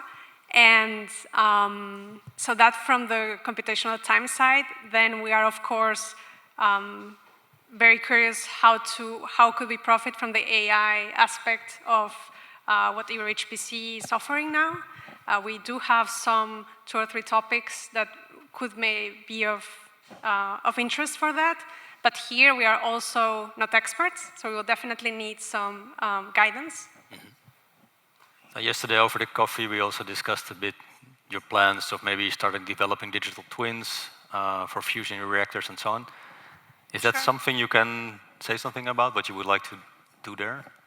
Yeah, for sure, yes. Thank you for that question. So one of the big technical challenges, simulation challenges that we have is to create a digital twin of our fusion reactor. So a full scale digital copy that would allow us not only to design our reactor components, but also to optimize them, everything from lasers to optics to targets to first walls, tritium breathing, everything involving, let's say, the reactor dynamics. So there are several, I think, multivariable AI optimization strategies that one could perform there. It's a multi-physics, multi-scale problem, so certainly requires some thinking, but it's there where I would see some AI tools certainly being super helpful. Right. And I think there are also a lot of parallels between agentic AI and digital twins in the type of interaction and the type of system-to-system interaction that you would like to have between the different components in, for instance, a digital twin or an agentic system. Yes, yes, totally. So interconnectivity there between blocks of this digital twin, which in reality one could think some would be in this supercomputer, the other ones would be in another supercomputer. I'm sure you have similar situation now with the climate modeling. So yeah, there we would find interconnectivity also being some major step to perform there. All right, thank you. Is there a final question from the audience, maybe? Otherwise, then I'd like to thank the panel and like to conclude, and hope to see you all in the coffee break.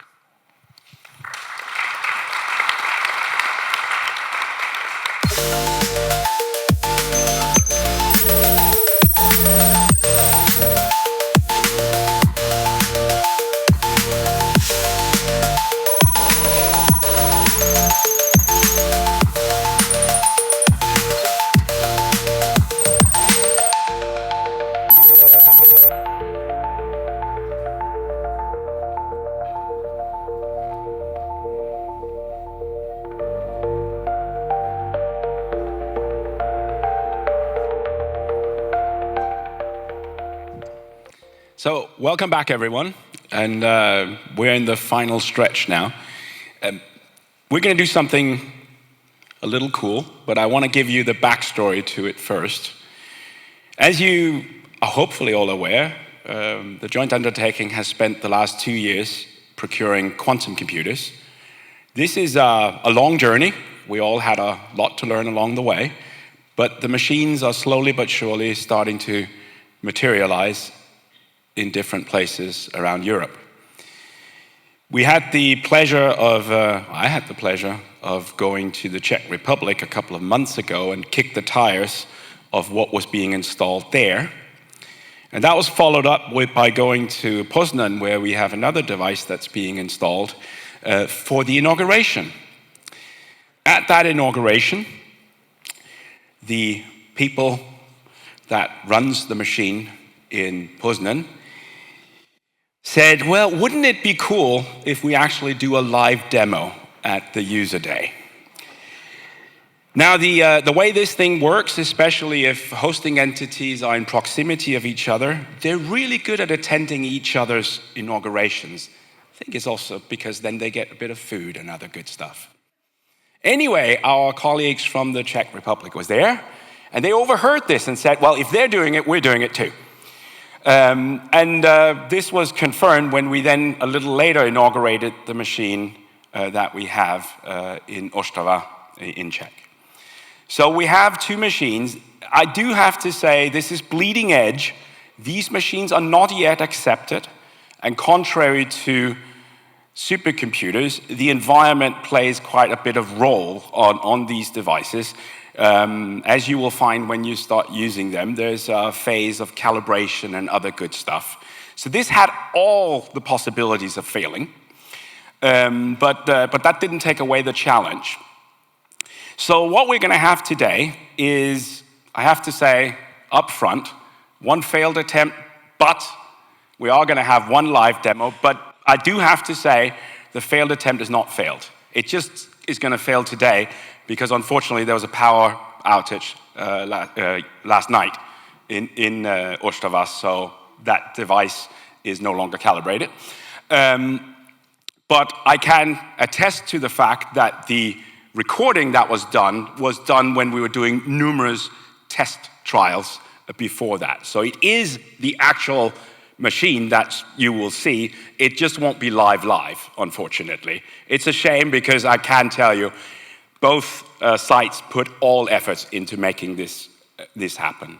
But all in all, it is just really nice to see these devices now come to life. We've been talking about them for a while. We're now gonna go through the final phases on these two machines. We're gonna go through the final phase of calibration, and then later we have to do acceptance before we can allow users onto them. But as soon as we have that, then the intention from the Joint Undertaking side is to make this available to all of you across Europe. So with that introduction, I'd like to invite Branislav Jancic from IT for Innovation This is our hosting site in Ostrava in the Czech Republic, to come up and take us through his demo. Thank you very much, Anders. Thank you for your introduction. And let me introduce you a little bit to the VOC quantum computer that we just inaugurated and that we hope to really put into operations in very near time. Well, it's really great because, as you already know, the EuroHPC JU deploys 8 quantum computers and plus 2 simulators into the European landscape. And we, with our colleagues from Poland, we are really thrilled to be at the forefront of this effort. All of this started for us a couple of years ago, 2022, where we answered the call together from the JU to deploy quantum computers across Europe. And we, together with a number of our partners, we partnered from 9 countries, number of partners. We put together our expertise, our knowledge, and our enthusiasm to put down a quantum computer. We answered the call, and in this call we really used that we are not really starting completely from scratch, because there is already a rich supercomputer and also to some extent quantum computer environment within our expertise. So we thought that we will capitalize on this and really deploy a quantum computer in Ostrava, using all the expertise. We signed the hosting agreement in 2023, and then 2024 we signed, or the EuroHPC and the IQM signed the contract to deploy the quantum computer by IQM. And here we are 1 year later, and at about €5 million cost, split between the consortium and the JU, and the quantum computer is really there. It is standing there, it works, it runs, and it does the trick. It does entangle states, and it does the superposition of states, and it can really be used. So it really is there and working. And yeah, let me show you a little bit about that. Before we go there, the quantum computer is superconducting qubits, transmon-based qubits in a star-shaped topology. We have 24 qubits there, and these 24 qubits are unique in a way that they are organized in a pretty unusual way.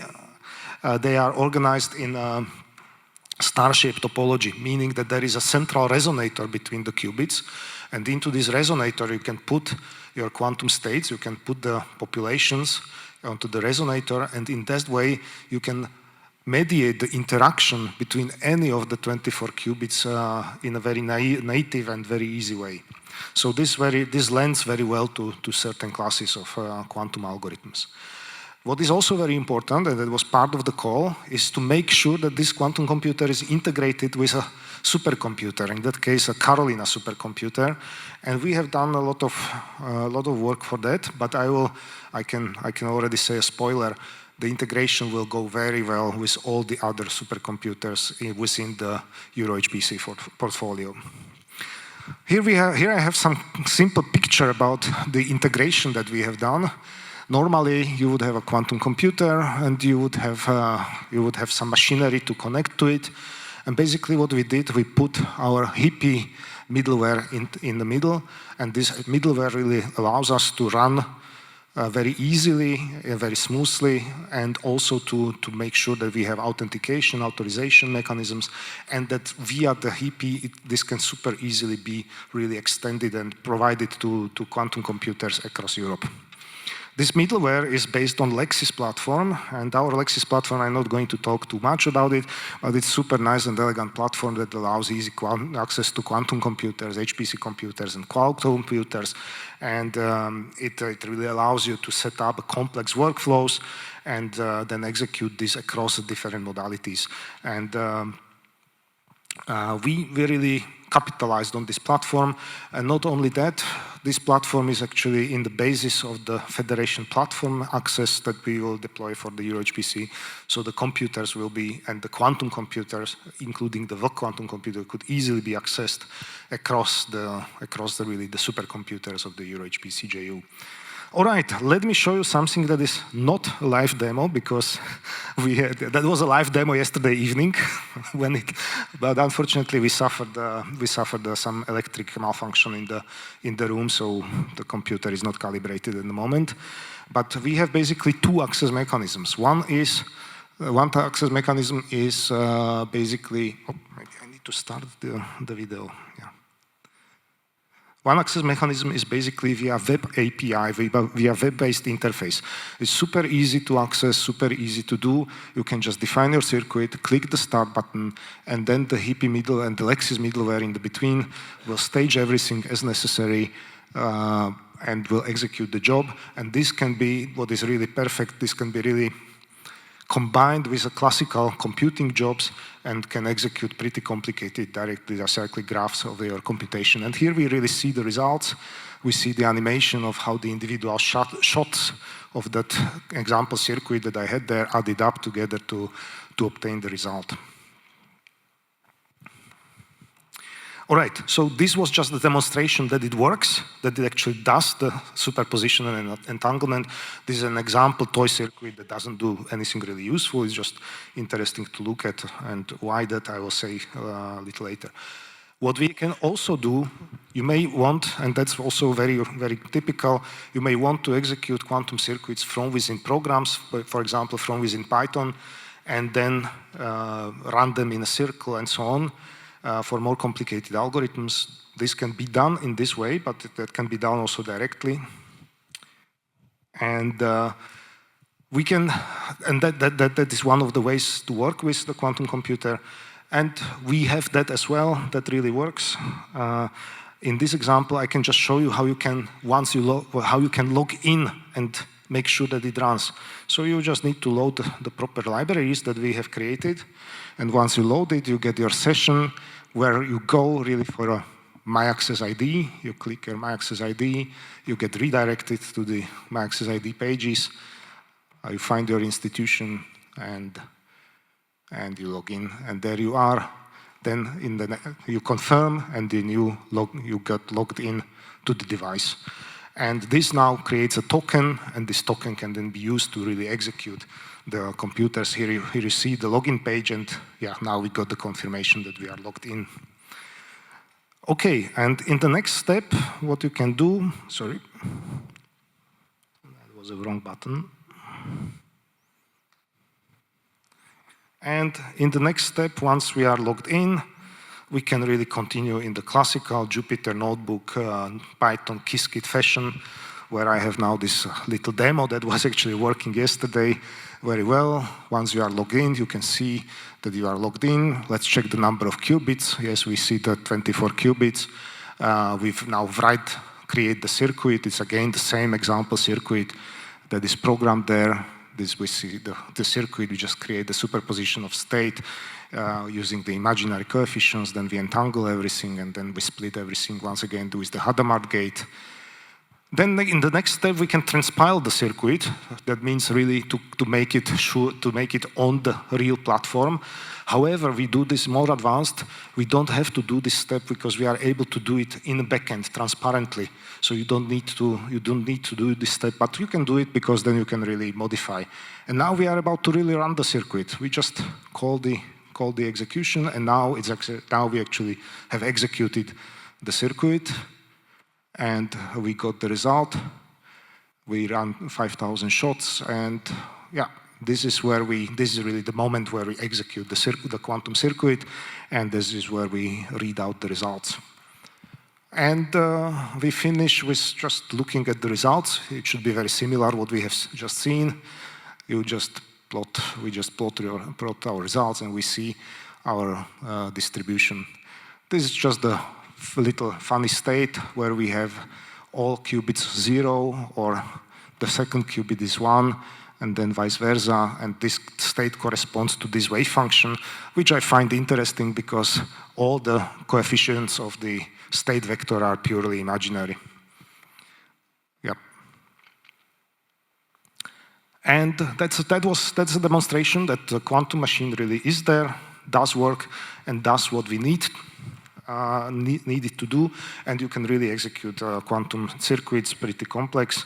I will just finish that we have 50% holds the EuroHPC JU, 50% of this machine holds the Consortium LumiQ, and we are looking forward to provide the access via EuroHPC benchmark development regular or other access call, and we will of course provide the national access as well. And I just would like to give a credit to a fantastic team of people led by Jan Martinovic that really made sure that all this integration, that this so easy access to this quantum computer via basically you just click and you are logged in. These are the people that really spend their efforts to make sure that this can happen. So thank you very much for your attention.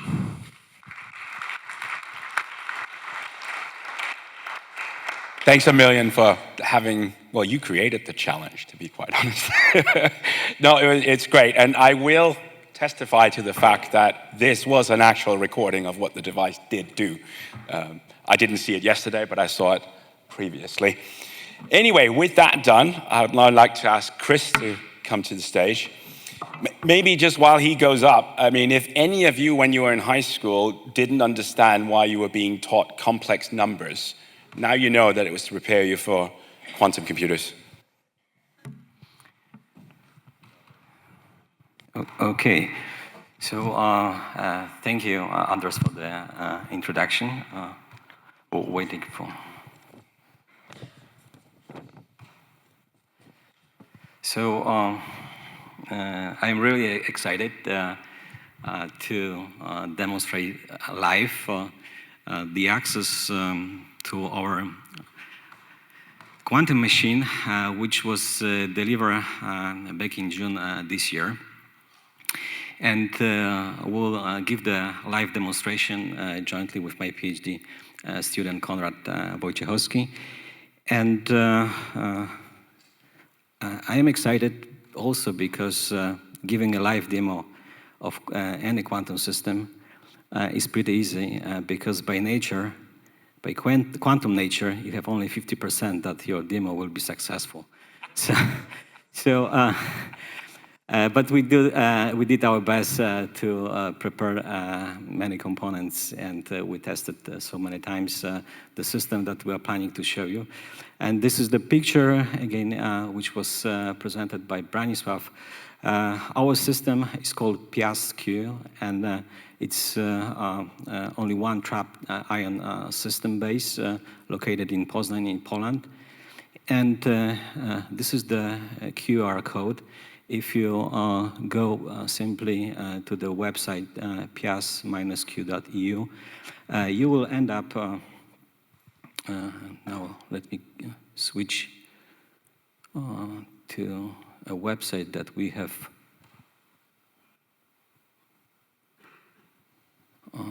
prepared for you. So two important parts on the website. The first is that if you would like to understand how trapped ion technologies work, we have prepared the 3D model. So if you click, oops, it doesn't work. But anyway, you can test. But you can try on your mobile device. Oops. That's a beauty. Actually,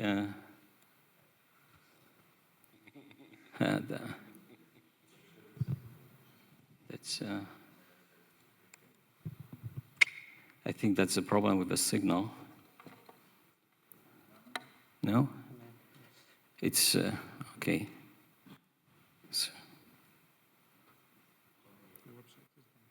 So website, okay. So website is down. Anyway, okay.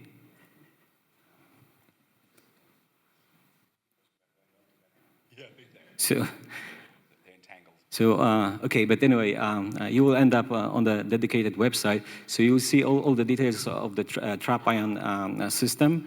And also, there's on the bottom, this is the online access or early access form for all those end users interested in the early access to the system. So very quickly, this is a diagram showing many different components that we have used for this demonstration. So on the right-hand side, you see the physical quantum device that was installed at PSNC. And there are different components. So very, very quickly, we're going to show you the remote access to a front-end node.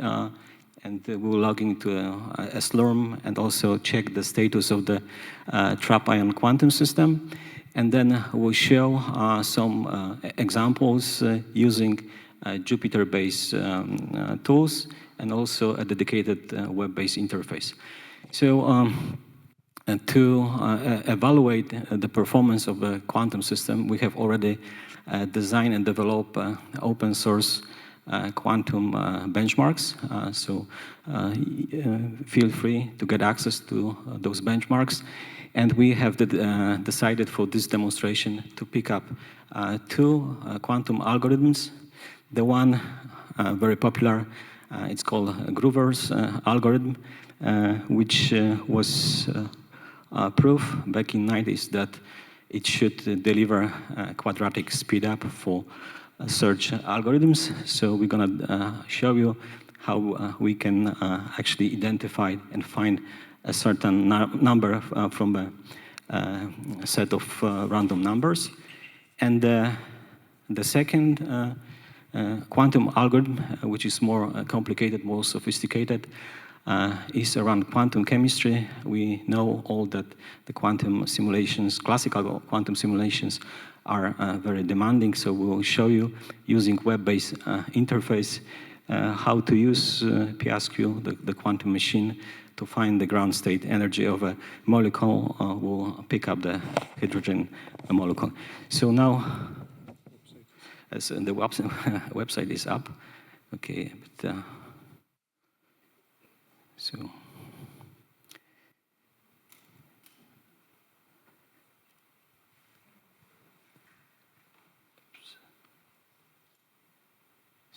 just to very quickly show you the early access form. If you are interested, please let us know. Just put some details so we can contact you, and to see how the system consists of many components. This is the most critical, the trap ion. And trap ions are not qubits, so you can actually see how the system operates and see step by step how it's functioning inside. So we'll now switch very quickly to the live demo of 3 parts that I presented. Okay, so I'll just jump right into the live demonstration. The first thing that I would like to show is the Slurm test node that we configured for our integration efforts, and the first iteration of this integration with quantum NHPC. And the first thing I'm going to do is just SSH into this machine, just to show you that there's a Slurm on this machine. So we will use this at a later stage of this demonstration, but first I would like to show you the confirmation that we actually have connection with the PSQ quantum computer. And we have this nice graphical user interface for testing the direct access API. And one of the endpoints that I can show you is the endpoint to get the number of loaded ions. So once I execute this endpoint, we get a response that says that we have 6 ions in the trap, which is the actual current state of the machine. So we can also test whether the machine accepts jobs currently.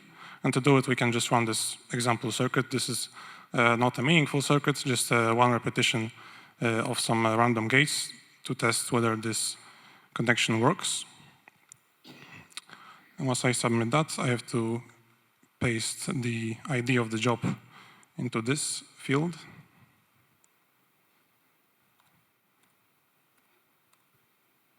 And when I execute this, I should be able to see that the job has finished. So the machine is up and running. That's good news for us. And that means that we can go ahead and start the next part of the demonstration, which is actually consisting of a meaningful circuit. And here we will run one of the most famous algorithms called Grover's algorithm. For that, we are going to use the OpenQBench software framework that we are developing at PCSS for mostly for application benchmarks, but also in the future hybrid HPC quantum benchmarks. So I will just go right ahead and initialize all the components and the connection. This is the API address that you might have seen on the website of the actual PSQ machine. This is, as you can see, a Qiskit interface. The PSQ machine is fully compatible with Qiskit. You can use all your Qiskit code and it will should just work. So just a few short words about the algorithm itself. The algorithm aims at finding elements in a unstructured database, and it can be visualized nicely using this graphical representation on a 2D plane, where each step of the algorithm basically performs a specific set of rotations of the state vectors, and if you perform the appropriate number of those rotations, you should be getting closer to a state that represents the element of the database that you're looking for. So this is the actual circuit that we are going to run. It has 4 qubits, as you can see, and some H and X gates, as well as those interesting-looking 4-qubit gates. And actually, what this circuit does, it encodes as an oracle, because in Grover's algorithm, you most often encode like your marked state using some kind of a function. And this can present some problems in practice. But here we're using some simplification of this approach, where we just use a constant, and we encode this constant into the circuit. So this constant is actually equal to 12. So remember that number. It will pop up at the end, hopefully. Then we initialize the actual benchmark code, where we specify the input and the number of shots that we are going to perform. And now, once I execute those cells with matplotlib code and show you this window and maximize it, we should be able to see some actual results. Let's wait and hope that it's... So the job was submitted, and in a second we should see some initial results. Yeah, there you go. Here we go. And we are looking for a certain number, which is 12. Yes, so as you can see, the highest bar is with the 1100, which is 12. So a success for us. And the PSQ quantum computer, which actually found the state, the Grover's algorithm found the state that we marked using the quantum circuit. And each iteration of this takes a few seconds to run. And we, I think, at this point should be done. Yeah. Okay, so that is the first part of the demonstration. Now a little bit more complex part, which will involve, as Christoph said, quantum chemistry and a VQE hybrid quantum classical algorithm. So we have this nice little graphical interface for interacting with quantum chemistry problems that we created with some simple molecules that you can select, and you can configure those using some coordinates and basis sets, some basic ones. And we have a couple of those to test out, but for this demonstration, to keep it really simple. We will just use the H2 molecule and the basis set that allows us to use 2 qubits. So now we'll go to the configuration of the actual job. The first thing that we will do is change this to AQT quantum machine. And then we will also reduce the number of samples, so the configurations of the molecule that we will test. Let's put it at, let's say, 2, so it doesn't take that much time. Then we can submit the job. And now I will show you once again, it's 3387. Once I do SQ, we can see that there's a job running. And when I show you the output, we should be able to see the actual standard output of the job. So these are just parameters that I set in the graphical interface. And after a few seconds, we should be able to see the iterations of the actual VQA algorithm, which basically solves a optimization problem. You can look at it that way, where we have a quantum circuit with some parameters, and we have also a classical machine that runs some classical optimization algorithm. And in each iteration, the classical optimization algorithm chooses a set of parameters that go into the quantum circuit, and the quantum computer can then estimate the energy. And that's exactly what we are seeing right now. With each iteration, we are getting some different values of the energy, and these are also values calculated by the PSQ quantum machine. So each iteration takes about roughly 10 seconds. We can just wait a few seconds more to see that it starts to converge. And this is really important because this is just an example of a hybrid classical quantum algorithm. We're waiting and aiming for more such hybrid classical quantum algorithms available. And as you can see, we're trying to find the minimum energy, the ground energy state for the selected H2 molecule. And I think we can switch maybe. Yes. So it should, if we wait more, it should converge to a minimum of the energy and show us some results. But let's not maybe wait that much because we are running out of time, maybe a little over time actually. But the last thing I would like to show is the result that we got earlier. So for the same molecule, we can just, when we select more of those points, we can run this algorithm for a bit longer, and then we end up with those nice dissociation profiles, so functions of the energy with different interatomic distances.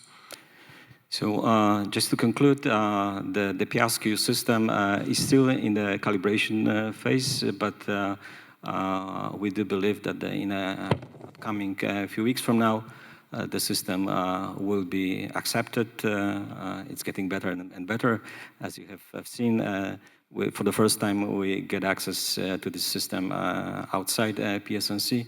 And I would like to encourage all of you interested in getting the early access just to use the form that I presented and put your contact details, so we'll contact you soon. Thank you so much. Thank you. Chris, Konrad, Branislav, thank you for accepting the challenge that you created yourself. And quite frankly, this is, I know how hard they've worked to get to this stage, and we're going to get to the final acceptance of these devices so that we can let you all loose on them. But it is, it takes a little time. Maybe just to complete the picture, you've heard a couple of numbers. The JU has at this point in time contracted 6 quantum computers that will be installed across Europe. These 6 devices are all different. We have deliberately, the policy was, it's always different technologies. I think we can safely say no one knows at this point in time what is the best way to do a quantum computer. Maybe we will even find out that some applications are better served by one technology and some others with others. This is why the joint undertaking, the governing board, decided that the requirement for the 6 devices to be bought was that they were all different.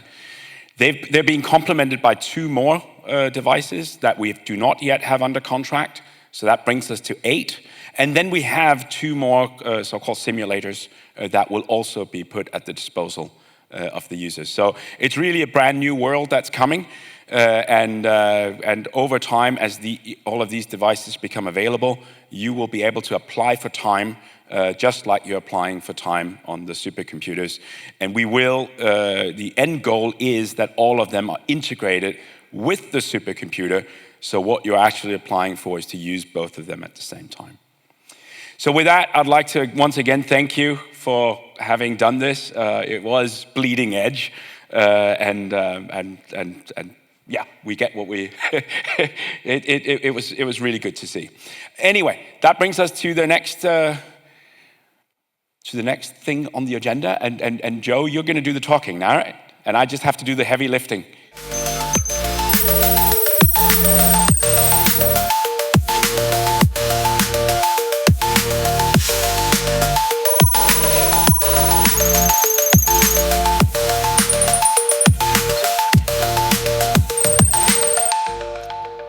So this is the last stretch before beer time again. Can I just say thank you to the quantum colleagues who just presented. That was my first live demo, and I have to say it was fascinating, so thank you very much as well. This is the bit where we celebrate you, the user, and I might ask them to turn the light on in a second because we can't see anybody out there. This year, we went for the idea of best user and best papers. The reason we have now got to the situation where we can go for not just best user, which is what we did in the first 2 years, but also best papers, is because I don't know if you've seen this document that's been floating around the conference center the last couple of days, but this is the 3rd edition of our proceedings. And as Lilith, who was the editor of the first proceeding, just said to me earlier, it's getting thicker and thicker. So I know this is paper, this is analog, but I still like paper. I don't know about you guys. It's really, really pleasing to see that every single project in this book was produced by people probably in this room or out there who used our supercomputers. So they're all projects that got submitted, peer-reviewed, and then published to show what you've been up to on all the different systems. So please have a look at this. It's also available online. And based on the comment that was made this morning, all users are welcome to submit their projects to this in the coming years. So look out for the call when we make it, because it is very clear that we want this book to be so thick that when it sits on Anders's desk, he can't see over it. Okay? Is that all right? That's my little joke. So moving on to who is our best user this year. I'm really, really delighted to say that our best user of the year is a lady called Dr. Valeria Ospina Bojoques. Is she here? She's standing up. Come on down.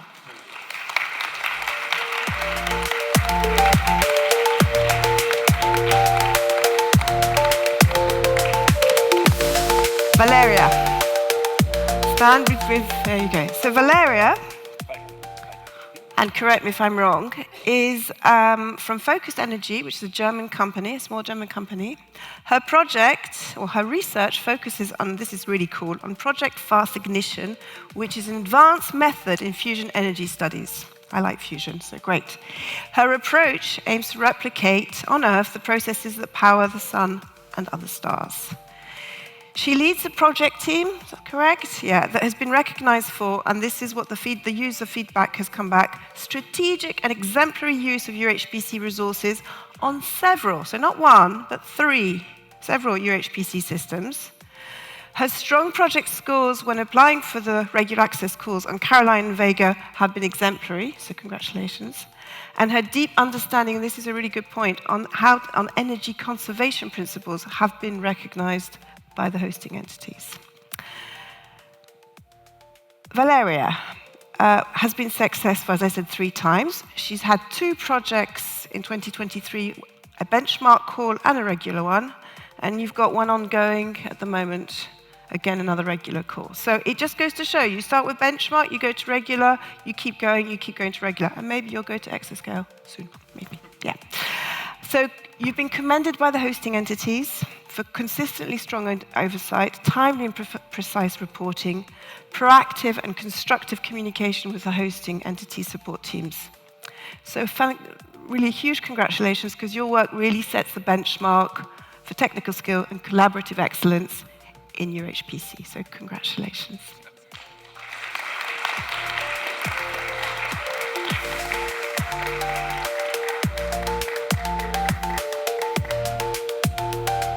Okay. Do you want to stick around, because we might have a little group photo later? We'll sit at the front row. There you go. Then we move on to best paper, and I'm going to speed this up. Okay, bear with me on the pronunciation. Dr. Shabash Bossani, are you around?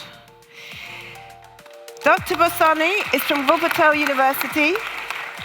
His paper was submitted to this proceedings, so thank you for doing that. And the title of your paper, is on quantum chromodynamics, crossover line in finite volume. He knows what that means, I don't, but congratulations. Your project investigates how many changes under very strong forces and explores extreme conditions similar to those of the early universe. You also use large-scale lattice QCD simulations for this job. Your project got a resource allocation of 1.7 million node hours on LumiG, so the colleagues up in Finland. And this, of course, is an extreme scale access call, for those who don't know that. Comments from the reviewers, you want to hear them? They thought you did an exceptional scientific and quality and originality in your paper. You made very relevant and clear descriptions for both experts and non-experts like me, so thank you. You made very good, efficient use of HPC resources, and again, fantastic reporting, so thank you for that, and congratulations.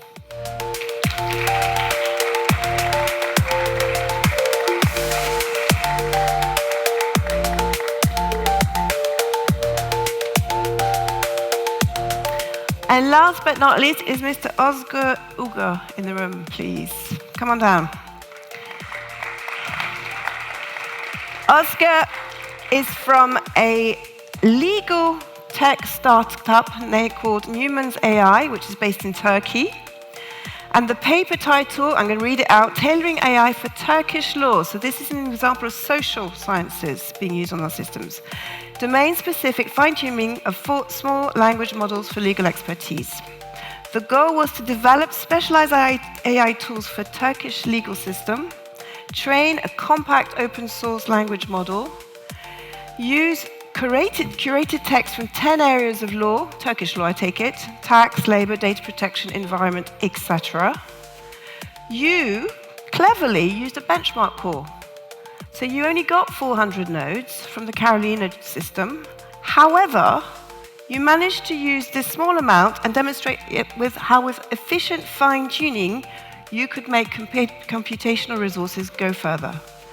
So even AI projects can have small amounts. And you were granted, so from the reviewers, they really liked your clear and well-structured approach, innovative use of AI, so congratulations. And you avoided reliance on massive closed-source AI technologies. Lastly, you were very effective and conscious about resource methodology. So congratulations to you and the team. And I know the team is out there. So why doesn't the team member that I spoke to earlier come on down as well, so we can have a photo with him? And I think it's important to say that everybody here worked with a team, so congratulations to the team as well. There you go, a little photo with your team member. Voila.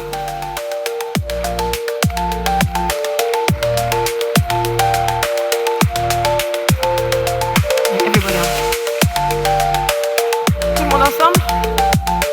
Please. Congratulations.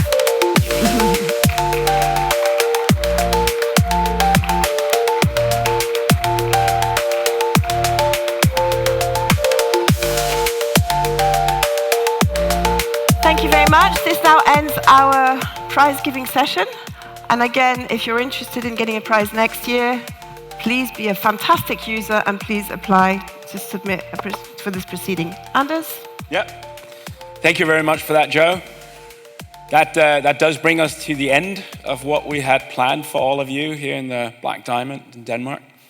I don't know about the rest of you, but I definitely enjoyed myself. It was not just the content of what people were presenting, but also the chats and the coffee breaks and everything. It is really nice and gratifying to see how the user days are growing. And basically, the challenge is now going to be for my comms team, along with their colleagues, to make sure we surpass this yet again next year. Basically, that's the way it works. You know, we managed to get 300 here, so then I go back to Pauline and the team and I say 400. You know, well, maybe 500. Anyway.